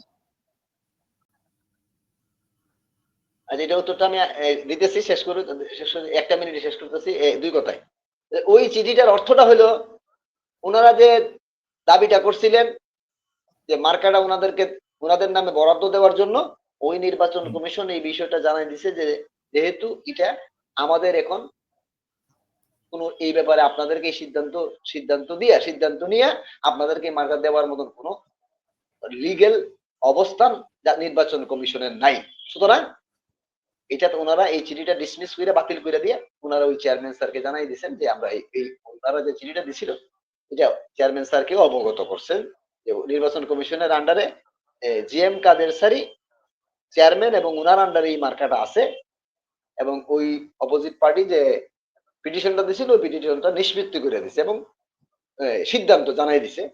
এটা ওনাদেরকেও যেমন জানাইছে, ওই চেয়ারম্যান স্যারকেও সে এইভাবে একইভাবে জানাইছে। এটা হলো অ্যাকর্ডিং টু রুল নির্বাচন কমিশন এটা নিয়ম মাফিকই জানাইছে, সিদ্ধান্তটা জানাই দিচ্ছে যে এখন এই মুহূর্তে অন্য কাউকে এটা দেওয়ার মতো কোনো সুযোগ নাই। এটার দাবিদার চেয়ারম্যান স্যার জিএম কাদের মহোদয় এবং উনার নামে এই মার্কাটা বরাদ্দ দেওয়া আছে। এটা বদলানোর কোনো সুযোগ নির্বাচন কমিশনের হাতে নাই। আচ্ছা, আপনি যে প্রশ্নটা বলছেন যে আমাকে যদি আমাকে যদি কোনো সুযোগ দেওয়া হয় নাকি, আর সমাজ আমাকে পরিবর্তন সুযোগটা কি দিবেন এটার উপরে নির্ভর করতেছে আমি কি করতে পারি। সমাজ পরিবর্তনের করতে হলে সমাজের কোন স্তরে আমাকে মানে সুযোগটা ইচ্ছা দিবে। পূরণ, এক কথা বলা যায় আমাকে কি ইচ্ছা পূরণ। এই জি। ইচ্ছা পূরণ করলে আমি মানে আমার ইচ্ছা পূরণ, কিন্তু ইচ্ছা পূরণটা চেষ্টা করব করতে হবে আপনার এই যে ইয়ার আমার ভিতরে, এই যে সমাজ পরিবর্তনের দিকে। প্রথম কাজটাই হবে যে আমি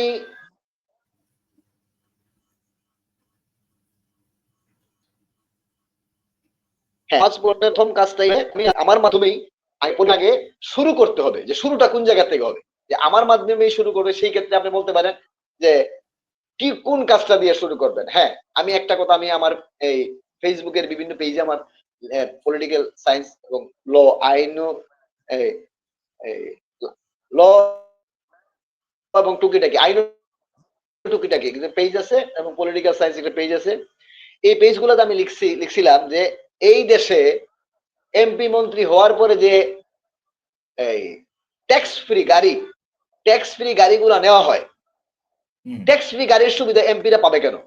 এমপিরা বরংস যদি অন্য একজন নাগরিক, বাংলাদেশের নাগরিক যদি একটা গাড়ি আনতে 200% ট্যাক্স দেয়, একজন এমপি হিসেবে, মন্ত্রী হিসেবে ট্যাক্স ফ্রি পাওয়ার তো কোনো সুযোগ নাই।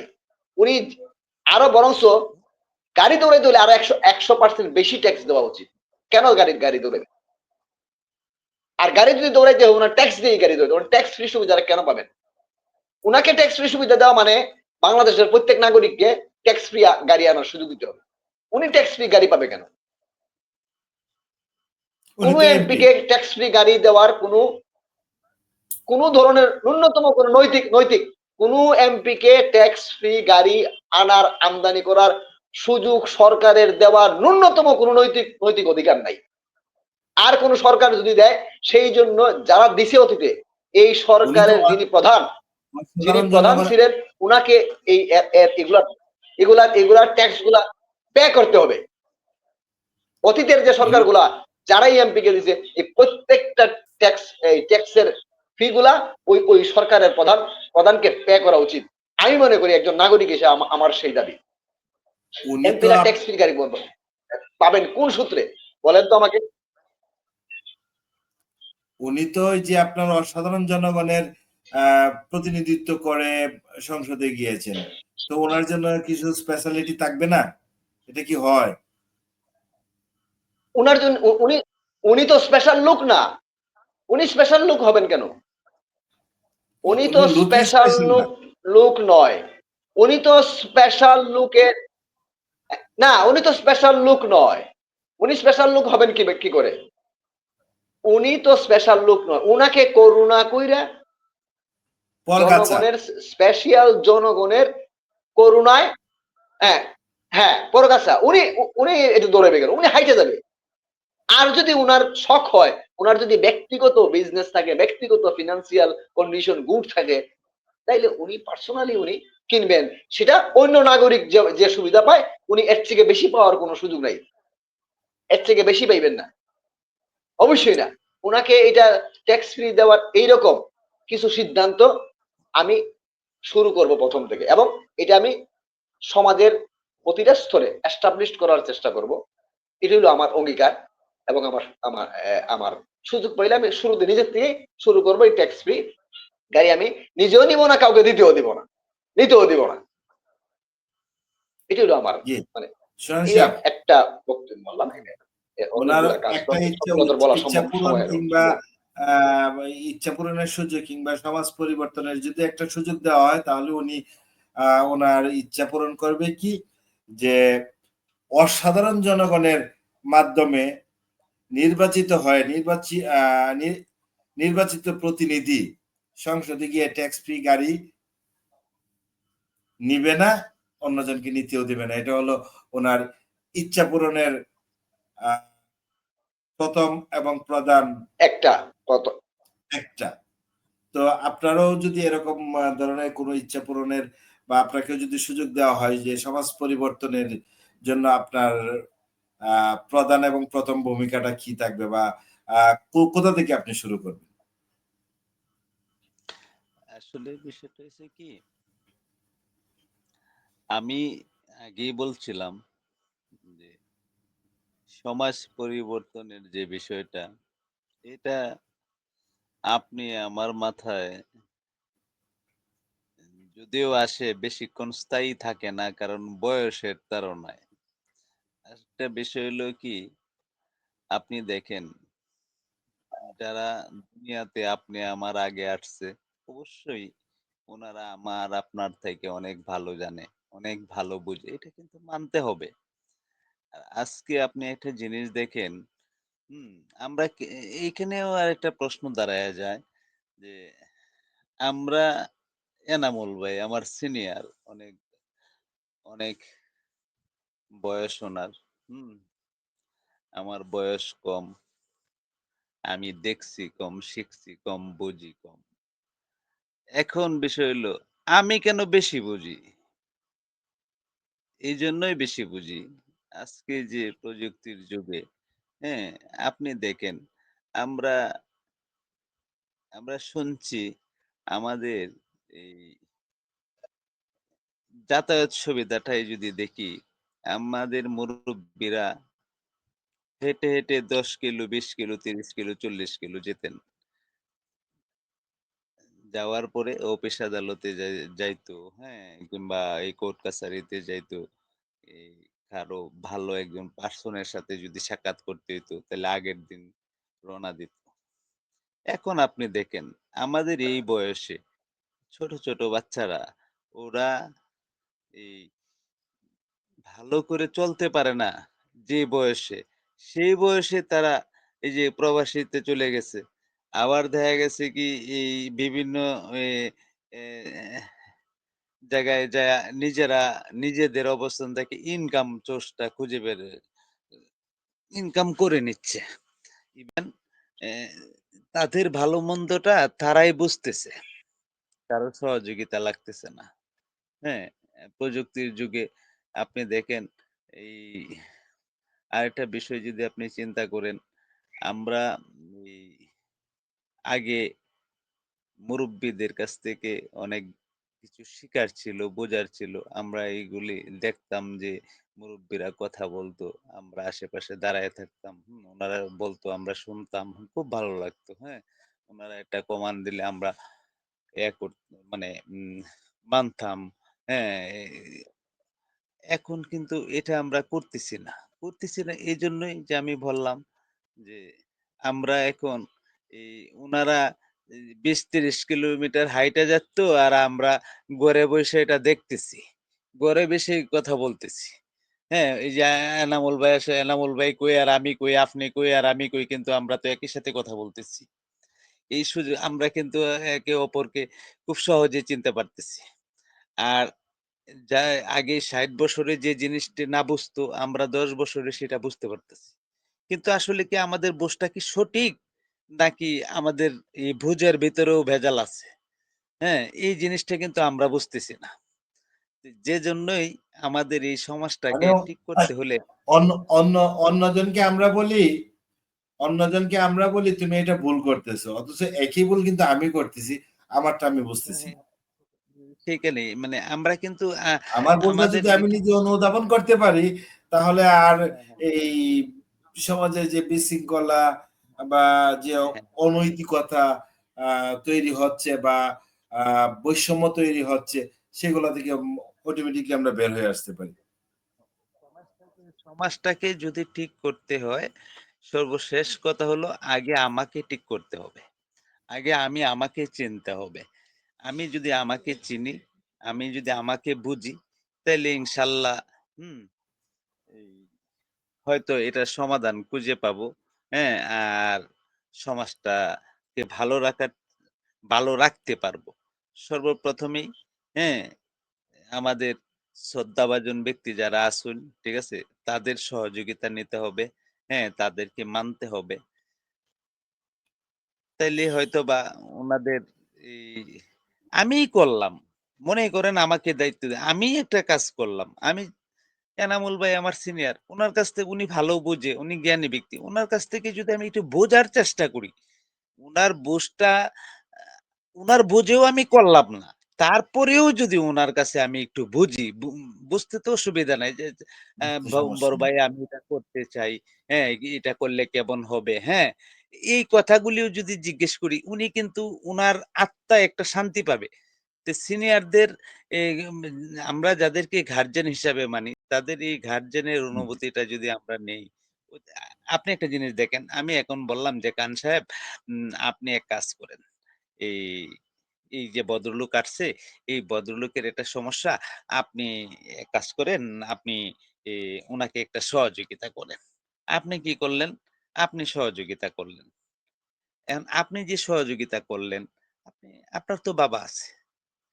আপনি দেখেন, আমি যদি বলি, আপনার কিন্তু বাবা আছে, আপনার বড় ভাই আছে। আপনি কি করলেন? আপনি পণ্ডিতি করলেন। আপনার টাকা আপনি ইনকাম করছেন। এখন তো আর আপনার বাবা ইনকাম করে না। আপনার বড় ভাই ইনকাম করে। ওদের বয়স হয়ে গেছে গা। আপনি কি করলেন? ওদেরকে রাইখা আপনি করলেন যে, "এই নেও আমি ৳৫,০০০ দিলাম।" এখন আপনি যে ৳৫,০০০ দিলেন, এখন বলল যে, "এই মামুন খান সাহেব তো ৳৫,০০০ দিছে এখানে।" আপনি আপনার নিজের নামটাকে এখানে সুন্দর করে গুছাইয়া নিলেন। কিন্তু আপনার তো আদার্স আপনি একটা জিনিস দেখেন, আপনি যদি ওই ৳৫,০০০ দিয়ে আপনি বলতেন যে, "ভাই আমার নামটা না লিখা আমার আব্বা জীবিত। আমার আব্বার নামটা লেখেন আমি এখানে ৳৫,০০০ দিলাম।" এখন আপনি দেখেন এখানে কোথায় আসলো? হ্যাঁ? আপনি আপনার নিজের নামটা না দিয়ে আপনি বললেন যে তাহলে আপনার আব্বার আত্মাটা কি শান্তি পেল না? এই বেটা আমি টাকা কামাই আমার ছেলে টাকা দিচ্ছে আবার আমার নাম দিয়ে দিচ্ছে।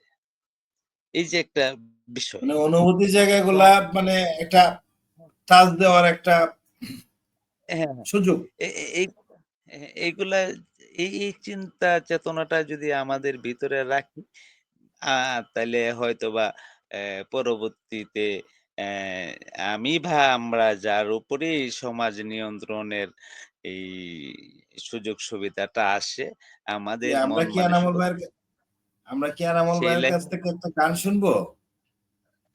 জি, জি। উনি যদি এত রাত্রে তো আসলে আমাদের হ্যাঁ, যে গান না, সর্বশেষ কথা গান আজকে প্রিপারেশন বাংলায় নাই, শরীরের অবস্থা ভালো না। নাই। তাহলে ভাই আইসি তো এনামুল ভাই একদম আপনার লেটে, কাছে আলোচনা আপনার করি কাছে শেষ করে। শেষের দিকে একটা তাহলে একটা একটা প্রশ্ন রেখে হুম, আমরা করতে চাই। মানুষ নীরব হলে জি, জি। এটা কি দুর্বল হয়ে যায়, নাকি নীরবতা এক ধরনের শক্তিশালী অবস্থান তৈরি করে? না, এখানে তো আসলে বিষয়টা হইছে কি, মানুষ তো নীরব হলে, নীরবটা কখন হয়? যখন মানুষ দুর্বল হয়ে যায়। ঠিক আছে? যেমন আমি কিছুদিন আগে একটা দরবারে গেছিলাম। আমি গ্রাম্য সালিশে গেছিলাম। তো এইখানে এই আমি গেছিলাম আপনার মদন উপজেলায়। ঠিক আছে? তো ঐখানকার এক চেয়ারম্যানের সাথে আমার কথা হইছে। চেয়ারম্যান আমার আত্মীয়। তো চেয়ারম্যান সাহেবে আমি একটা জিনিস বলতেছি যে, "ভাই এটা করতে হবে।" উনি বলতেছে, "না করবে না।" আমি কই, "না ভাই করতে হবে।" না উনি তো করবেই না। আর আমার আমি বলতেছি, "না ভাই এটা করতে হবে।" শেষে কয়, "আচ্ছা ঠিক আছে করলাম।" এখন আপনি একটা জিনিস দেখেন, একজন চেয়ারম্যান সাহেব উনার তো শক্তি সামর্থ্য কম নাই। তা উনি দেখতেছে যে না আমি এই জায়গাটায় পারতেছি না। ও তো আমার ছোট। ও তো আমার ছোট। ও উদ্যতেম কইরা কিংবা এই আমারটাও লিগ্যাল এ এক বিষয়ে আমারটাও লিগ্যাল আবার চেয়ারম্যান সাহেবেরটাও লিগ্যাল। কিন্তু আমি তো ছাত্রী। আমার কথা হইলো আমাকে এটা করতে হবে। এবং চেয়ারম্যান সাহেব লাস্টে কইল কি, "আচ্ছা যা ঠিক আছে তোরটাই করলাম।" ঠিক আছে? এখন এই কথাটা কেন বলল? এই কথাটা তো এইজন্যই বলছে। এইখানেও কিন্তু তার সে এই জায়গাটা সে নীরব রইছে। নীরব রইছে কেন? আমাকে খুশি রাইখা সে নীরব রইছে। আমাকে খুশি রাখতে গিয়ে সে নীরব রইছে। তার লিগ্যালটা সে মাইনাস করছে। আর আমার কথার আমার লিগ্যালটাকে সে প্রাধান্য দিছে। তো এই জিনিসটাতে আমি তো খুশি যে চেয়ারম্যান সাহেব, হ্যাঁ? এই আমার কথা রাখছে। আমি ঠিক। ঠিক আছে? চেয়ারম্যান সাহেব পারল হুম। না। কিন্তু আসলে কি চেয়ারম্যান সাহেব পারছে না এরকম? চেয়ারম্যান সাহেব তো চিন্তা করল, আরে এ তো আমার ছোট ভাই। ঠিক আছে? এ তো আমার ছোট ভাই। ও একটা কাজ করছে। ওইটাও ঠিক আছে চলে। কোনরকম চলে বিধায় উনি এটা মাইনা নিচ্ছে। উনি তো অনেক বড় মনের পরিচয় দিছে। যাই হোক আমরা যদি সেই বড় মনের মানুষগুলাকে চিন্তা করে যদি এ উনাদেরকে যথারীত সম্মান স্থানে রেখে যদি সমাজটাকে নিয়ন্ত্রণ করার চেষ্টা করি, সেটাতে আমরা সাফল্যতা অর্জন করতে পারবো। এটা বলে আমার বিশ্বাস।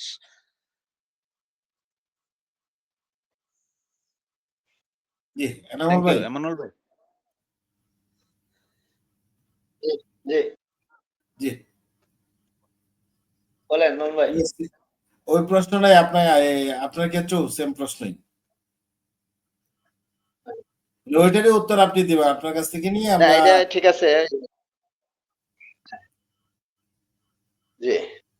না এই যে নীরবতা, নীরবতা ওই যে সোহান ভাই যে কথাগুলো বললো বিভিন্ন ভিন্ন ভিন্ন প্রেক্ষাপটে এই ভিন্ন ভিন্ন অবস্থানগত কারণে নীরবতার ভিন্ন ভিন্ন অর্থ। কোনো কোনো সময় ইচ্ছা থাকলেও পরিবেশগত কারণে নীরব নীরব থাকতে বাধ্য।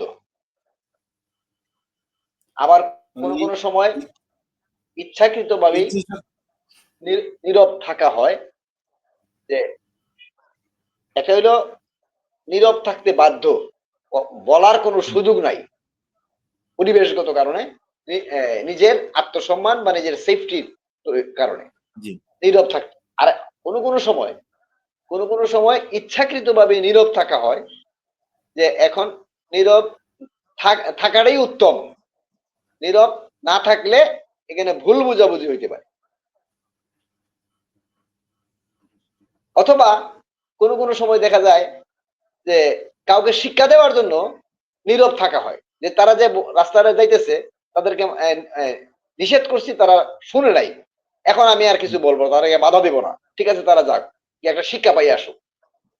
তারা যে ভুল পথে যাইতেছে আমি বাধা দিছি, শুনে নাই, এখন আর বাধা দিব না, আমি এখানে নীরব থাকবো, তারা একটা শিক্ষাটা পাই আসুক। এরকম ভিন্ন ভিন্ন প্রেক্ষাপটে হয়তো নীরবতার ভিন্ন ভিন্ন অর্থ বহন করে। আবার অনেক সময় নীরবতা, নীরব প্রতিবাদও, একটা প্রতিবাদেরও ভাষা হইতে পারে নীরবতা। নীরবতার প্রতিবাদ। নীরবতা এক ধরনের প্রতিবাদেরও একরকম ভাষা হইতে পারে নীরবতা। আমি কোনো উত্তর দিতেছি না, যে আপনি প্রশ্নটা করছেন, এই প্রশ্নটার আমি কোনো উত্তর দিব না, এই উত্তর দিব না, আমি নীরব থাকবো, এটাও একটা প্রতিবাদ। এটা হলো মানে এটার পরিবেশ, কোন এই এই বিষয় যে এই যে পরিপ্রেক্ষিতে এই যে আপনি অবস্থা আপনার এই যে আমাদের বর্তমান প্রেক্ষাপটে যে হানা ভোটের যে একটা আহ, আহ, পরিস্থিতি তৈরি হয়েছে, সেটাও অনেকটা ওই যে হ্যাঁ, এই এর মাধ্যমে করা যায়, এই নীরব থেকেও এই প্রতিবাদটা করা যায় নাকি? এই যে আমি কিন্তু গত দিন কোনদিন যেন আপনি আমাকে প্রশ্ন করছিলেন যে আপনি হ্যাঁ, হ্যাঁ। হাত ভোট দেওয়াতে যাবেন কিনা, আমি বলছিলাম যে না, আমার দল আমি যেহেতু আমি ভোট আমার দিতে দলকে যাবো না। যেহেতু ওনারা ইগনোর করতেছে, হ্যাঁ, হুম, আমার দলকে যেহেতু তারা ওভার মানে ওভারলুকিং করতেছে, তারা ইচ্ছাকৃতভাবে আমার দলকে এখানে ইনসাল্ট করা হইতেছে। একটি হুম, নিবন্ধিত এবং বৃহত্তম রাজনৈতিক দলকে ওনারা ওনারা মানে ইনসাল্ট করতেছে, অবজ্ঞা করতেছে। সেই কারণে আমরা সেইখানে কোনো ধরনের অবস্থা আমরা যাবই না। এটাও আমাদের একটা প্রতিবাদ। আমরা সেখানে না দিতেও যাব না। আর না দেওয়ার তো কোনো সুযোগ নাই, কারণ না দিলেও কোনো লাভ হবে না। এটা হায় জয়যুক্তে করতে সরকার বাধ্য। আচ্ছা, তাইলে এখানে এই আরেকটা জিনিস, নাটকের মধ্যে ফলস ফলস ফুডিং এর মধ্যে তো আমি যাবো না। একটা আমরা একটা না একটা যাওয়াটাও বৃহৎ আমাদের একটা দল, নীরবতা, প্রতিবাদ, নীরব প্রতিবাদ। একটা বৃহৎ দল আপনার এই জিনিসটাকে সরাসরি নাও করতেছে না, হাবুটকে হানাবুটকে ওদের মানে ওনারা চাচ্ছে যে এটা যেদিন নির্বাচন হবে ওই দিনে এটার সাথে একই সাথে একত্রে দুইটা জিনিস করার জন্য। আসলে এটা কি আসলেই বাস্তবিক বা বাস্তবসম্মত, বা এটা কিভাবে মানে করা যায়?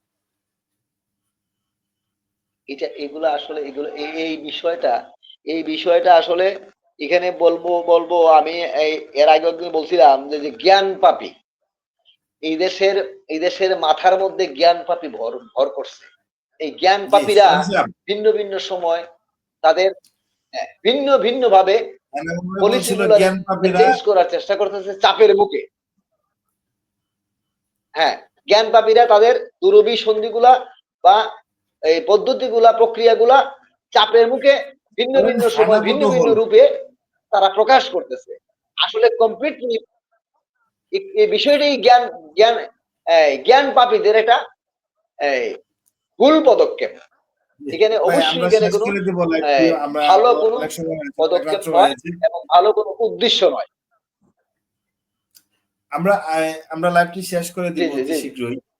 শেষবারের মতো ভাই, আপনি বিচক্ষণ ব্যক্তি, আপনার কাছে একটা বিচক্ষণতার জি, সহিত একটা ইনশাল্লাহ। উত্তর চাচ্ছি, বা আমি প্রশ্নটা বিচক্ষণতার সাথে করতে পারবো কিনা জানি না, কারণ আমি প্রশ্ন করতেও না, আমি ওইরকম ভাবে প্রশ্ন করতেও জানি না, উপস্থাপনাও হ্যাঁ, বলেন। ওইরকম ভাবে আমি পারি না।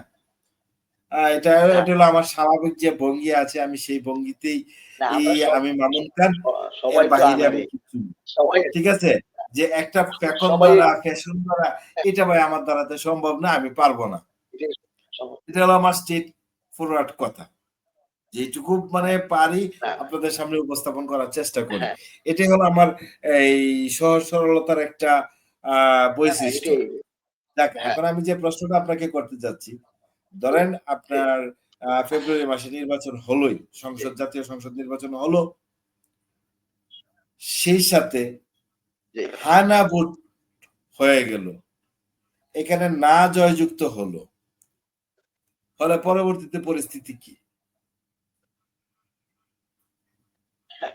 এখানে না জয়যুক্ত হওয়ার তো কোনো সুযোগ নাই। না, এটা তো লাস্ট তখন স্টেজ। ভাই এই কথাটা কিন্তু আমি বারবার বলতেছি। না, না, এখানে আমার আমার না কথাটা বলেন। জয়যুক্ত যে করার কোনো সুযোগ বর্তমান নাই। প্রেক্ষাপট, জি, বর্তমান প্রেক্ষাপট অনুযায়ী হ্যাঁ, যেভাবে বিচার বিশ্লেষণ করা হচ্ছে, সেই ক্ষেত্রে বলা হচ্ছে মানে বিএনপি, যেহেতু এখানে আওয়ামী লীগ নাই, বিএনপির প্রতিদ্বন্দ্বী কোনো দলেই না, না জামাত, না বিএনপি, হ্যাঁ, জাতীয় পার্টি, না অন্যান্য দলগুলা বা ইসলামিক জোটগুলা, কেউই কিন্তু বিএনপির সমকক্ষ বা আশেপাশের দল না। হ্যাঁ, তবে জাতীয় পার্টি যদি ওইরকম ভাবে বিচরণ করতে পারে, আর আওয়ামী লীগের যে একটা নীরব ভোট আছে, সেটা যদি জাতীয় পার্টি কোনোভাবে আদায় করতে পারে, তাহলে একটা পরিস্থিতি ফল একটা ভিন্ন আঙ্গিকে ভিন্ন প্যাটার্ন হতে পারে, সেটা হলো ভিন্ন জিনিস।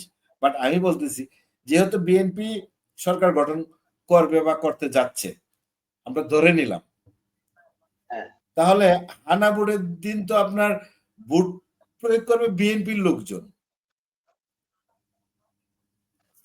হ্যাঁ। বিএনপির লোকজন ভোট করবে। আর ভোট কেন্দ্র নিয়ন্ত্রণ আপনি যেভাবেই করেন, যাই করেন না করেন, যেভাবে বলেন না কেন, ভোট কেন্দ্র সম্পূর্ণ নিয়ন্ত্রণ থাকবে বিএনপির লোকের কাছে। বাংলাদেশে হয়তো দু একটা এলাকা ব্যতীত অধিকাংশ কেন্দ্রেই মানে নিয়ন্ত্রণ থাকবে বিএনপির, নট জামাতে ইসলাম প্লাস ইসলামী দলগুলা, অন্য কেউই না। বিএনপি একমাত্র প্রত্যেকটি কেন্দ্রের নিয়ন্ত্রণ করতে থাকবে এবং এই উপজেলা এই ইয়াতে আপনার যেখানে আপনার এই বুটগুলা কাউন্ট হবে, এখান থেকে আবার ডিসি মহোদয়ের এখানে যাবে, ওইখানে বিএনপির এখানে কিছুটা ব্যালেন্স হইতে পারে জামাতের সঙ্গে, হয়তো বা কিছুটা ব্যালেন্স করে ফেলতে পারে, করে নিতে পারে জামাতের সঙ্গে, বাট ওভারঅল রুট লেভেলে আপনার এই বিএনপির আধিপত্য থাকবে। আওয়ামী লীগ যদি কোনো কারণে কোনো অবস্থাতে নির্বাচনে মাঠে না আসে, তাহলে তো এখানে যদি বিএনপিরা চায় তাহলে হাকে নাকে জয়যুক্ত করে নিতে পারবে।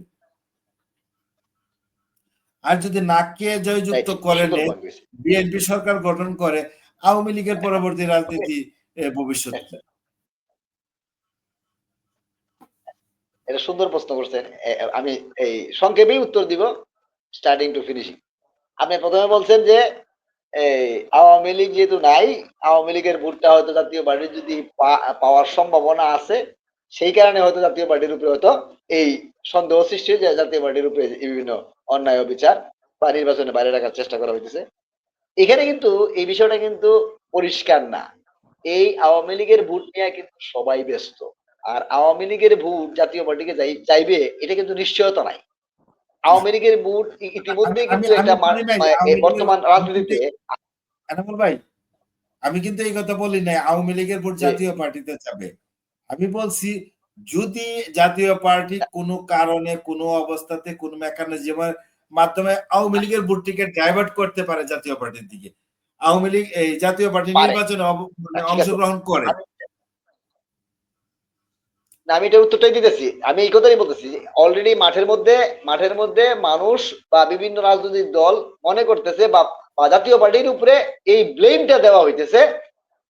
বিভিন্ন রাজনৈতিক দল এই ব্লেমটা দিতেছে যে আওয়ামী লীগ জাতীয় পার্টির উপরে ভর করবে, মানে আওয়ামী লীগের ভোট জাতীয় পার্টিতে যাবে। কিন্তু আলটিমেটলি বর্তমান এই বাংলাদেশে এই বেশ কয়েকটি নির্বাচনে, যেমন ইদানিং কিন্তু বেশ কয়েকটি নির্বাচন এই সরকারের আন্ডারে হয়েছে। কোন কোন নির্বাচন?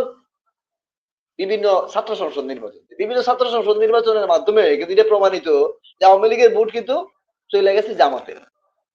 আওয়ামী লীগের ভোট কিন্তু জাতীয় পার্টির কাছে অন্য নির্বাচনে আসবে কিনা এটা কিন্তু এখনো শিওর না। এইখানে কিন্তু এই জিনিসটা প্রমাণ হয় না, কারণ আপনারা তো নির্বাচনে অংশগ্রহণ করেন নাই। আমি আসতেছি না, এই কথাই আসতেছি। ওই নির্বাচনগুলো তো আপনারা অংশগ্রহণ করেন নাই, যে আপনাদের রাজনৈতিক ভাবে যে আপনারা এই একটা দূরদর্শিতার প্রমাণ যে এখানেও রাখতে পারেন এই কথাটা আসতেছি একটা প্রমাণ। হ্যাঁ, আচ্ছা, এই কথাই আসতেছি যে আপনার কথা হলো ঠিক আছে, যেখানে কিন্তু আমাদের প্রতিনিধি ছিল না। হ্যাঁ, একটু ভাই, আমাদের হয়তো আমাদের সুযোগ, আমাদের হয়তো ভাই একটু আমাদের শফিক ভাই বলছিল রাজনীতি করতে হলে মামলা হামলা কামলা সবই দিতে হইতে পারে। তাহলে আপনি মামলা হামলা কামলার ভয়ে আপনি এই বিশ্ববিদ্যালয় থেকে আপনাদের এই কি জানি বলে এই ছাত্র সমাজের বা এই ছাত্র সংগঠনকে আপনারা অনেকটা নিষ্ক্রিয় করে রাখছেন। নেতা তৈরি হয়তো মানে ছাত্র সমাজের সাথে সম্পৃক্ত প্রত্যেকটি লোকই কিন্তু কোনোভাবে আপনার নেতৃত্বের শীর্ষস্থানীয় অবস্থানে কিন্তু আইসা পৌঁছায়। বিএনপিতে দেখেন, ঠিক আছে, এই ব্যাপারটা কিন্তু আপনারা এই জিনিসটাই সবচেয়ে বেশি অবমূল্যায়ন করেন। ছাত্র সংগঠন থেকে, হ্যাঁ, আমাদের ছাত্র সংগঠনটা সেইভাবে আমাদের আসল আমাদের মূল দলেই তো স্বস্তিতে পলিটিক্স করতে পারে নাই। দীর্ঘদিন যাবত একটা অস্বস্তিকর পরিবেশের মধ্যে দিয়ে রাজনীতি করতেছেন। এটা তো আপনারা সবাই অবগত যে নিজের মূল দলের চেয়ারম্যান, মূল দলের নেতৃবৃন্দ যদি অস্বস্তিতে থাকে সবসময়, মানে একটা এই কণ্টকাকীর্ণ যে রাস্তা, মানে খুব জটিল রাস্তার মধ্যে যদি হাঁটতে হয়, তাইলে ওনাকে অন্য অন্য বিষয়গুলোর উপরে যে দৃষ্টি দিবেন, সেই সময়টুকু সেই ফুরসতটুকু কিন্তু ওনারা পান নাই।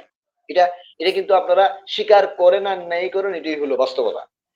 এটা এখন যদি আস্তে আস্তে সময় যাইতেছে, উনি হয়তো চেয়ারম্যান স্যার হয়তো বা দলটাকে গুছানো আগে, মূল দল যদি সংগঠিত না গুছানো না থাকে, সংগঠিত বলতে আপনার লক্ষ লক্ষ কোটি কোটি মানুষের প্রয়োজন নাই, সুশৃঙ্খল অল্প এনামুল সংখ্যক ভাই, লোক বা যত যতজনই থাকুক, যে এনামুল ভাই, সংক্ষিপ্ত যদি গোছানো থাকে, আপনি তাহলে হয়তো এগুলা পারতে পারে। যে আপনি এককভাবে আমি আপনি এককভাবে আপনি একটা জিনিস সঠিকভাবে বিশ্লেষণ করতে পারবেন, আপনি সঠিকভাবে কাজটা করতে পারবেন। একের অধিক কাজ, ভাই, দুইটা তিনটা এনামুল ভাই, দুইটা তিনটা কাজ আপনি মোটামুটি ভাবে স্বাভাবিকভাবে একটা পর্যায়ে নিতে পারবেন। যে আপনি ৮টা-১০টা সংগঠন চালাতে হলে আপনার ৮টা, ১০টা, ১২টা, ১৫টা হাত তৈরি করতে হবে। আর আপনি যদি চান সবকিছু মূলে আমার এক হাত থাকবে, আমি এক হাতে সবকিছু কন্ট্রোল করব, হাউ ইট পসিবল? সোহান সাহেব একজন না, এটা সাংগঠনিক ঠিক লোক, আছে, এটার কিন্তু হয়তো নানান কারণে, নানান পরিবেশের হ্যাঁ, কারণে, নানান এটা চিন্তা চেতনার কারণে, অর্থনৈতিক অবস্থার কারণে, বা এই কিছু পারিবারিক বিশৃঙ্খলার কারণে উনি হয়তো প্রাণ খুলে কথা বলতেছেন না। উনি কিন্তু অত্যন্ত সাংগঠনিক একজন লোক। না, না, ঠিক আছে, এটা এটা এটা বোঝা যায়, কথাবার্তায় বোঝা যায়, ঠিক উনি আছে, তো সাংগঠনিক। আমি যেটা ব্যাপারটা আমি এই বলতেছিলাম, কথাটাই বলতে চাইতেছি যে সংগঠন, জি সোহান সাহেব, একটু এই হ্যাঁ, ব্যাপারটা একটু আপনি যদি একটু বিশ্লেষণ করতেন, বা আপনার কাছে যদি বলে আহ বলার মতো কিছু থেকে থাকে, আপনি একটু এনামুল ভাইকে একটু জানিয়ে দেন। এনামুল ভাই যদি ওনার ইয়ার জন্য কিছু করতে পারে, বা এই কোনো একটা মেসেজ থ্রো করতে পারে। না, এটা তো আসলে বিষয়টা হলো কি, আমরা কিন্তু একটা জিনিস জানি। তো এ আ যে মেনে সকল শর্ত মেনে শেষ পর্যন্ত নির্বাচনে আসে একটি দল, সেটা হলো গিয়ে জাতীয় পার্টি। বুঝছেন? তো সেই পার্টির এম যেহেতু মানে যারা আছে আরকি, আমি মনে করি এ এ গাট্টি গুছকা নিয়া মাঠে নেমে পড়েন। কাজ করেন, পাবলিকের সাথে কাজ করেন। হ্যাঁ? আপনারা তো নির্বাচনে আসতেই আছেন। এত টেনশন করার তো কিছু নাই। আপনারা তো শেষ পর্যন্ত নির্বাচনে যাবেনই। যাবেনই যেহেতু শফিক ভাই বলল না যে আমরা আসলে ১ সপ্তাহ না, সময় দেই। আসলে ১ সপ্তাহ সময় না দিয়া ১ বছর আগে থেকেই লেগে পড়েন। হয়তো রেজাল্ট ভালো আসবে। আদার্স অন্য চিন্তা মাথায় না নিয়ে। হ্যাঁ, এটা তো আসলে না, এ- এটা সত্য কথা এইটা তো যে এটা, আমি এবং এটা এজন্যই বলছি, সবচেয়ে এইটা উত্তম পদ্ধতি যে আমি আমি আমি প্রতিটা এলাকায় আমি এজন্যই বলছি শফিক ভাই, যে কোনো আমিনুল ভাই, দলের জন্য, আমি এজন্যই এটা সব দলের জন্যই, আমি আমি এজন্যই বলছি যে শেষ পর্যন্ত যে আপনারা যে নির্বাচনে আসবেন, এইটাও কিন্তু আপনারা সিওর যে আমরা কিন্তু সকল শর্ত মাইন্য হলো আমরা নির্বাচনও যাইয়াম। যেহেতু নির্বাচনও যাইবেন, তাহলে মাঠে কাজ করতে থাকেন। আমরা না, সকল শর্ত, কোনো শর্ত না, মানে নির্বাচনে হয়তো যে এর আগে আমাদেরকে করা হয়েছে কি, নির্বাচনে যাইতো বাধ্য করা হয়েছে, মানে যাইতে হবে আপনার, এটাই হলো হ্যাঁ, সবচেয়ে বড় ব্যাপার। আমি যেমন আমি আপনি আমি হয়তো একটু খেয়াল করে দেখবেন, এই গত 24 সালের নির্বাচনে কিন্তু, না, আমি জাস্ট সবার জন্য, আপনি সবার জন্য সবাই, এবং সবাই জানেন 24 সালের নির্বাচনে কিন্তু চেয়ারম্যান জি এম কাদের স্যার কিন্তু এলাকাতে সম্ভবত একদিন গেছেন, বোধহয় একদিন গেছেন, সম্ভবত একদিন গেছেন, তারপরে কিন্তু উনি পাশ করে আইছেন। মানে কি, চেয়ারম্যান স্যার নিজেও চান নাই যে আমি এলাকাতে যাইব না, যাওয়ার দরকার নাই, যাওয়ার তো কোনো মানে নাই, কি হবে এটা আমি জানি না। এটা সরকার যদি মনে করে পাশ করে দিতে, আবার শ্বশুর যদি মনে করে পাশ করাইবে না, তাহলে পাশ করাইবে না, গিয়েও কোনো লাভ হবে না। যে কারণে চেয়ারম্যান স্যার এই কথাটা কিন্তু বারবার বলছেন যে এই সরকারের যেগুলো ইচ্ছা হয়েছে, যেখানে যারা ইচ্ছা তারাই পাশ করাইছে, যারা ইচ্ছা করছে না তারা পাশ করায় নাই। এই কথাগুলো কিন্তু চেয়ারম্যান স্যার বারবার বলতেছে। মানে কি, এর মানে গুলো যে আমাদেরকে কিন্তু জোর করে নির্বাচনে বাধ্য করা হয়েছে।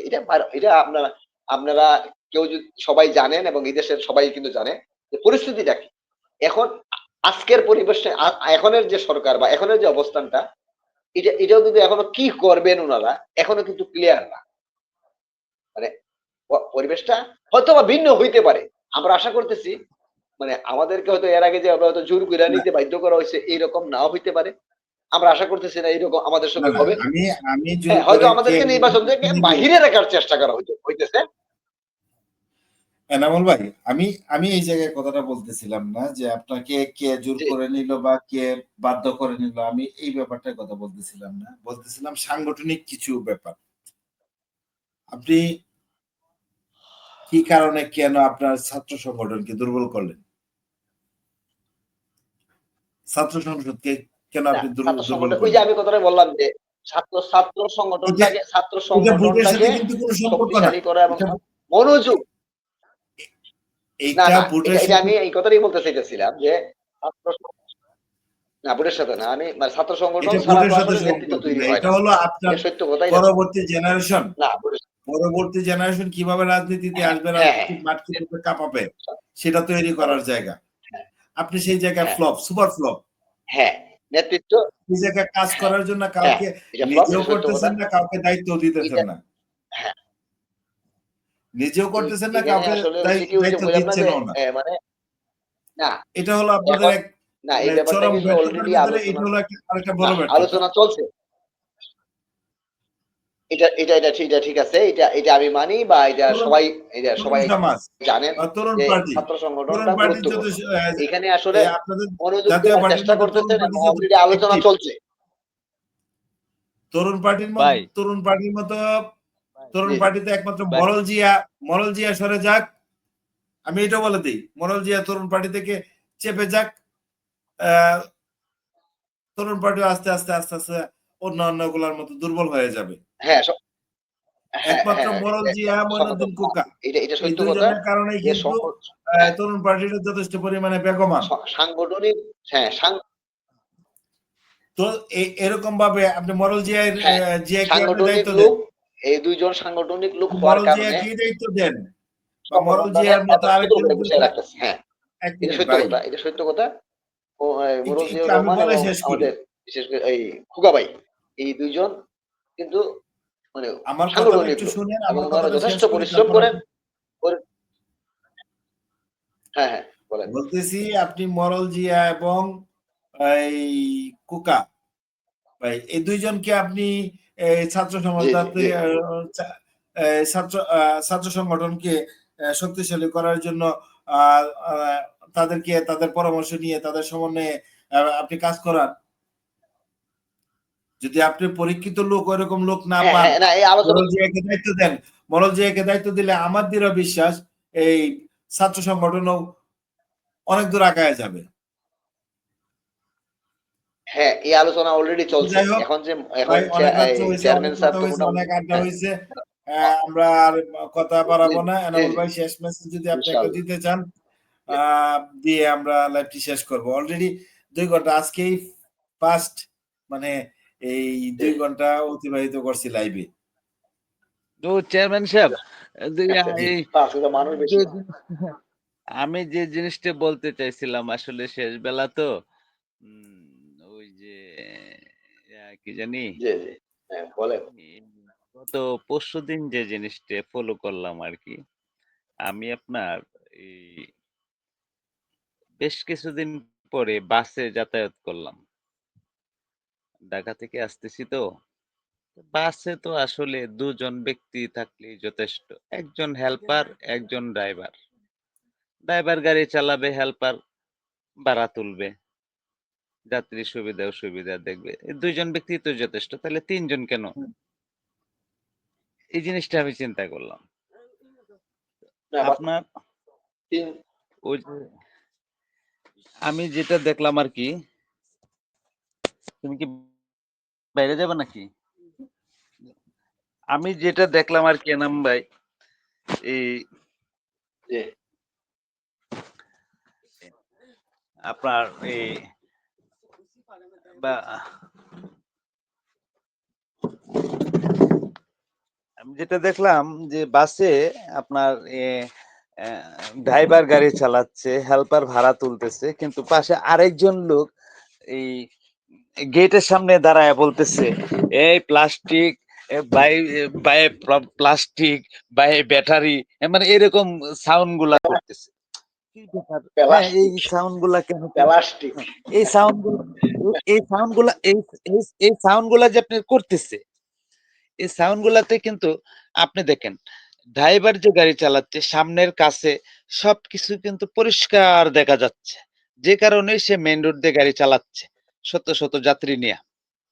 হ্যাঁ, কিন্তু ওই যে পাশে থেকে যে সিগন্যাল গুলো দিচ্ছে একটু পরে পরে, সামনে প্লাস্টিক, সামনে প্লাস্টিক, ঠিক আছে, এই কথাগুলি বলতেছে, এই কথাগুলির কারণ কি? এই কারণটা বুঝতে গিয়ে আমার অনেকক্ষণ সময় নিতে হয়েছে। হ্যাঁ, তা আমি একটা ধারণা করলাম যে আমার মনে হয় ড্রাইভাররা তো আসলে অনেক লং টাইম গাড়ি চালায়। এই গাড়ি চালাইতে হয়তো চিন্তা চেতনা, হ্যাঁ, আমরা কিন্তু অনেক সময় দেখা গেছে কি এই কোথায় জানি হারিয়ে যাই। হ্যাঁ, ক্ষণিকের জন্য। আমরাই সব হঠাৎ কোথায় জানি যে একটা কাজ করতেছি, কাজের ভিতরে কোথায় জানি হারিয়ে যাই। হ্যাঁ, তখন একটা প্রবলেম হয়ে যায়। তো ওই রাস্তাঘাটে যখন এই লং টাইম জার্নিং করে তখন কিন্তু কোথাও যদি হারিয়ে যায়, যেমন খান সাহেব কিন্তু ২ দিন আগে একটা অ্যাক্সিডেন্ট খান সাহেব নিজেই কিন্তু একটা অ্যাক্সিডেন্ট করছে। হয়তো কোথাও হারিয়ে গেছিল। ঠিক আছে? এই যাতে হারিয়ে না যায় এর জন্যই মনে হয় বলে যে ভাই উস্তাদ সামনে প্লাস্টিক, সামনে প্লাস্টিক। ঠিক আছে? এরকম একটা যাতে তার লক্ষ্যটা যেদিকে যাচ্ছে সেদিকে যেন থাকে। সামনের হ্যাঁ দিকে যেন তার লক্ষ্যটা থাকে। এইজন্যই হয়তো না হ্যাঁ, কানের কাছে তাই একটু পরে, একটা পরে সাউন্ড দেওয়া বলতেছে। মানে ভাই, হ্যাঁ, এই একটা একটা সাউন্ড দেওয়া হ্যাঁ হ্যাঁ, হ্যাঁ, মানে হ্যাঁ, হ্যাঁ। এই এ ভাই বাম সোহান সাইডে সাহেব, বিভিন্ন সময় কি এখন আছে সোহান না সাহেবকে আছে অসংখ্য মানে একটা ধন্যবাদ। সাউন্ড একটা দেওয়া সুন্দর জিনিস সামনে ড্রাইভারকে একটু সামনে আসবে। অ্যালার্ট সতর্ক করা হ্যাঁ হ্যাঁ, না এনামুল ঠিক আছে ভাই, এটা তো গুরুত্বপূর্ণ স্টার্টিং টা যখন যে ধরে, ঠিক আছে? স্টার্টিং টা এটা একটা আসলে গুরুত্বপূর্ণ পাকাপোক্ত জি লোকের জি হাতেই দেওয়ার দরকার। ইভেন এই যে সাউন্ডটা কিন্তু লাগবে। আমার মনে হয় যে সাউন্ডটার একটা অভাব আছে খান সাহেবের কথায়, ঠিক আছে? যে কারণে আমি এই কথাটা বলতে বাধ্য হইলাম লাগে আরকি। আচ্ছা, জি বুঝতে পারছি। আশা করি আমাদের এনাম ভাইও বুঝতে পারছে। ঠিক আছে আস্তে আস্তে না এটা তো ওই যে মানে যে সাউন্ডটা দেওয়ার দরকার, জি জি জি ওই জি যে জি হেল্পার, না, সবকিছু আসলে ঠিক হয়েছে আমরা তো ড্রাইভার, আসলে কেউই এইগুলার এই হ্যাঁ, আমরা এই এইসব সাউন্ডটা যদি কাজগুলো আমরা আসলে কেউই আপনার কিন্তু দলের ভিতরে যদি এই পারদর্শী না সাউন্ডটা কেউ দেওয়ার কিন্তু মতো এর লোক আগে আপনি করি নাই তৈরি আমিও করতে পারেন, এই বিষয়গুলো তাহলে প্রথম আপনি গেন। এই এই সোহান সাহেবের কথার প্রেক্ষিতে আমার হ্যাঁ কিছু কথা হ্যাঁ আসলে একটা জিনিস মনে হয়েছে, এটা হ্যাঁ রোড এটা এটা অনেকগুলা সংক্রান্ত কথা। বিষয় নির্দেশ করে হ্যাঁ অনেক জি, হ্যাঁ অ- অনেক মানে অনেক কিছু নির্ভর করে এটা একটা অনেক বিষয়ের উপরে ইন্ডিকেট করে এটা জি, হ্যাঁ এটা একটা গুরুত্বপূর্ণ যে একজন লোক কিন্তু লাগবে আপনার মানে সাউন্ড করার জন্য অ্যালার্ট সতর্ক করার জন্য এই বিষয়গুলা গুরুত্বপূর্ণ এটা কিন্তু মানে না সেটার মনে জন্য হয় আমি যদি কি যে ছোটখাটো কিন্তু আসলে এটা কিন্তু অনেক গুরুত্বপূর্ণ একটা বিষয় সেটার জন্য আমি বলছি, হ্যাঁ ওই আমাদের মরল জিয়া কে যদি সাউন্ড তৈরি করার একটা কাজটা যদি ওনাকে দিয়ে করাতে পারেন, তাহলে আশা করি আপনার দল আরো এগিয়ে যাবে। যাই হোক, আমার আরেকটা হ্যাঁ জিনিস যে হ্যাঁ জিনিস সোহান সাহেবের কথা হ্যাঁ এটা কিন্তু প্রেক্ষিতে অলরেডি আসছে, চলছে আলোচনা আমার মাথায় আসছে, জি এই কথাটা জি হলো, এটা হলো জি বাংলাদেশ জি বিনির্মাণের যে একটা এখানে অটো গাড়ির দৌরত্ব ঢাকা সিটিতে বিশাল। ঢাকা সিটি সহ সারা বাংলাদেশে অটো রিক্সার মানে একটা গ্যাদারিং, মানে অসহনীয় পর্যায়ে চলে গেছে। এখন এই পর্যায়টা আরো বেশি হয়েছে, এর একটা কারণ হলো ওই ড্রাইভারদের ভিতরে ওভারটেক করার প্রবণতা খুব বেশি। যদি প্রশাসন বা সংশ্লিষ্ট দপ্তর কাজ করতে চায়, এটা আগামীকাল এনাম ভাইয়ের সাথে একটু এই ব্যাপারটা ডিসকাস করবো। এনাম ভাইয়েরও ঘুম চলে আসছে, ডিসকাস করবো। এনাম ভাই, সমস্যা এটা মাথায় রাখেন একটু, হ্যাঁ যে ড্রাইভার, হেল্পার বা জি ওই যে ইনশাল্লাহ অটো চালকদের জি জি আচ্ছা এবং জি অটো নির্মাতাদের অটো অটো চালা কিছু করণীয় বা কিছু দিক নির্দেশনা যদি এইভাবে তৈরি করে দিতে পারে, যে একটা গাড়ি, মানে অটো রিক্সা যাবতীয় যত গাড়ি আছে তাদের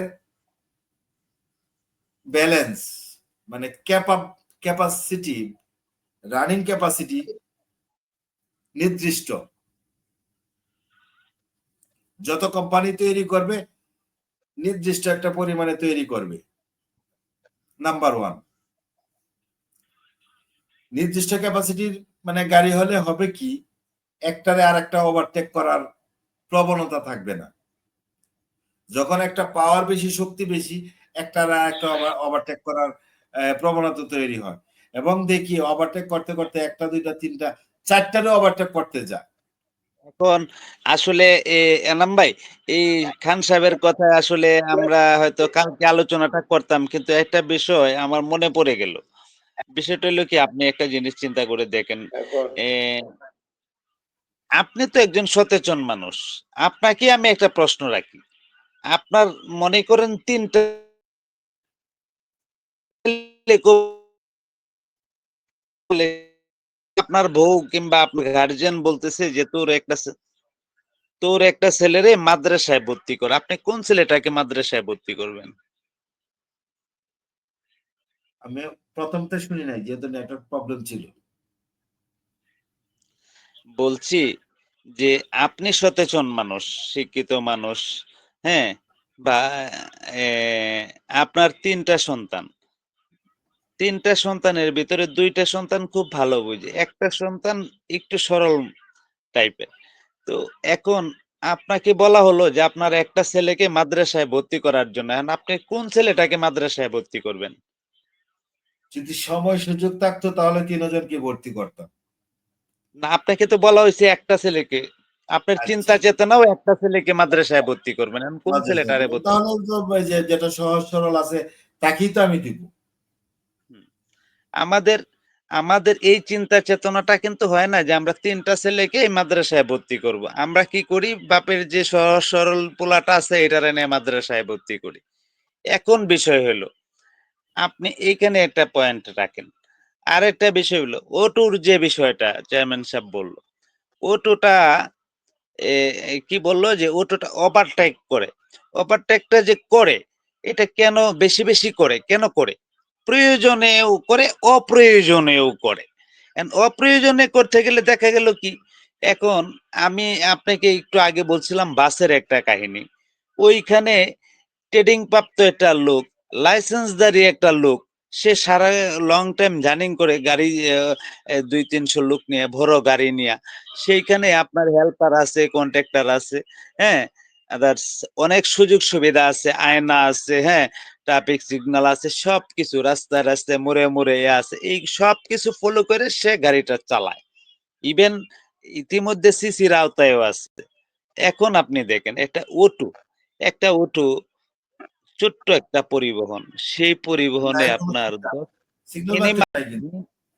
মিনিমাম ড্রাইভার সহ ৯ জন লোক থাকে, ৮ জন লোক থাকে একটা অটোতে। গ্রামের বাড়িতে একটা অটোতে ৮ জন লোক, সে তার যাত্রী হইলো ৩-৩-৬ আর সামনে ২ ৮, তারে নিয়ে হয় ৯ জন।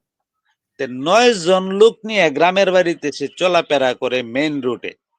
এখন মেইন রুটে যে চলাফেরা করে, আপনি দেখেন অটোটা আজকাল কে চালাচ্ছে? এখন আপনি দেখেন, আপনার ৩ টা ছেলে। এখন ৩ টা ছেলের ভিতরে দেখেন প্রত্যেকটি ফ্যামিলিতেই, গ্রামের প্রত্যেকটি ফ্যামিলি, মধ্যবিত্ত ফ্যামিলির ভিতরে এ যে যে ছেলেগুলা একটু বেকার ছিল, একটু দুষ্ট ছিল, হ্যাঁ? তারা কিন্তু এই অটো আসাতে তারা চিন্তা করলো, না পারতেছে চাকরি যেতে, না পারতেছে কারো বাড়িতে কাজ করতে, হ্যাঁ, না পারতেছে কামলা দিতে। ওই চিন্তা চেতনা থেকে ওরা চিন্তা করলো যে কিছুই করে না, বাপেও মনে করে চাচা এটা অটো কিনে দেয়, এটাতে দেয়া যায় ৫০০-১০০০ টাকা ইনকাম করতে পারে যদি সে করে। তো এখন সে অটো কিনলো। অটো যে সে কিনলো, এর আগে সে একটা সাইকেল পর্যন্ত চালায় না, এরকম লোকও আছে। ইভেন সে ভালো ড্রাইভিং করতে পারে, কিন্তু সে তো ট্রেনিং প্রাপ্ত কোনো ড্রাইভার না। তার তো একটা সিএনজি তে ৩-৪ জন লোক নিলেও সে ট্রেনিং দিয়ে ড্রাইভিং শিখে তারপরে সে সিএনজিটা নিচ্ছে ইন্টারভিউর মাধ্যমে। কিন্তু 10 জন লোক যে সে বহন করে তার যাই হোক, কিন্তু এই ব্যাপারটা ন্যূনতম নিয়ে যোগ্যতা নাই। আগামীকাল এই ব্যাপারটা নিয়ে কথা বলবো। জন্য আলোচককে আমি বলবো এই ব্যাপারে আরেকটু রিসার্চ, আরেকটু চিন্তা ভাবনা এবং তাদের গতিবিধি আরেকটু পর্যবেক্ষণ করে এসে এই জি, আমরা ইয়ে করবো। কিন্তু আমার এই কথাটা কিন্তু এই জায়গা কে চালাচ্ছে জি। বা কিভাবে চালাচ্ছে জি, এটা না। যদি জি, জি। আমি কথাটা আপনার কথায় রেখে দিচ্ছি। তবে আমি চাই, হ্যাঁ? ওরা যে কাজটুকু করতেছে সেটা করুক, সেটা ভালো। কিন্তু তাদের অবস্থান থেকে তারা একটু এ সিগন্যাল মেনে, নিয়ম-কানুন মেনে তারা গাড়িটা চালাক। ইনশাআল্লাহ এই সমস্যাটুকু থাকবে না। আমার কথা তো এটা না, তারা চালাক না, চালাবে না, আমি এইদিকে যাচ্ছি না। আমার কথাটা হলো, আচ্ছা, ধরেন ওই এটা ওই ৫টা প্রশ্নটা সমাধানটা ওই প্রশ্নটা আলটিমেটলি স্যার, সমাধান ওই প্রশ্নটা আপনি সার্বিক কালকে পরিস্থিতি। রাখেন।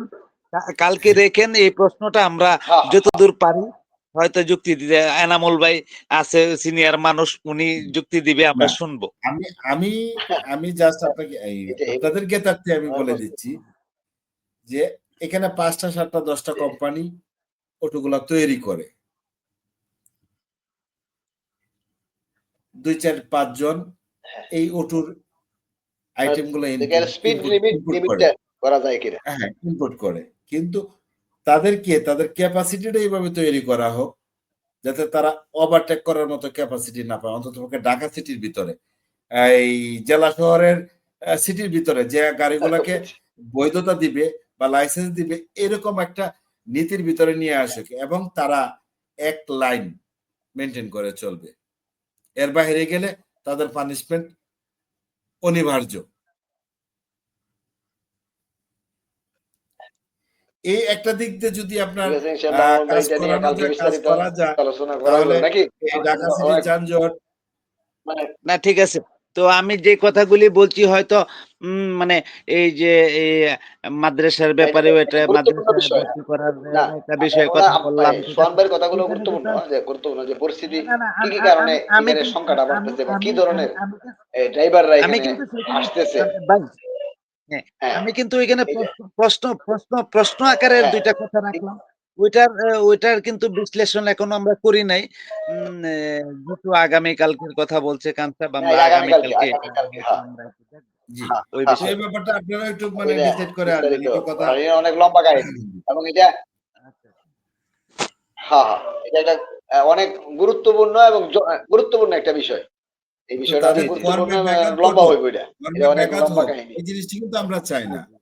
আমাদের চাওয়াটা হলো তারাও নিরাপদে চলুক, আমাদেরকেও নিরাপদে না, চলার সুযোগ করে দিক। তাদের দৌরত্ব সেটাই। এরকম হ্যাঁ, পরিমাণে, একটা ছোট রাস্তা, সার্বিক সমাধানটা কি? এই রাস্তার ভিতরেও তারা একজন আরেকজনকে ওভারটেক করার প্রতিযোগিতায় নেমে যায়। হ্যাঁ, নেমে যায়। এটাই হচ্ছে বড় প্রবলেম। একটা ছোট রাস্তার ভিতরেও একটা আরেকটা ওভারটেক করার মন মানসিকতা। তাদেরকে যদি একটা লেন ওয়াইজ যদি হ্যাঁ, চলার যদি ক্যান্সার একটা বিদায় নেওয়ার পালা, সুযোগ সরকার। বিদায় নেওয়ার পালা। হ্যাঁ, জি।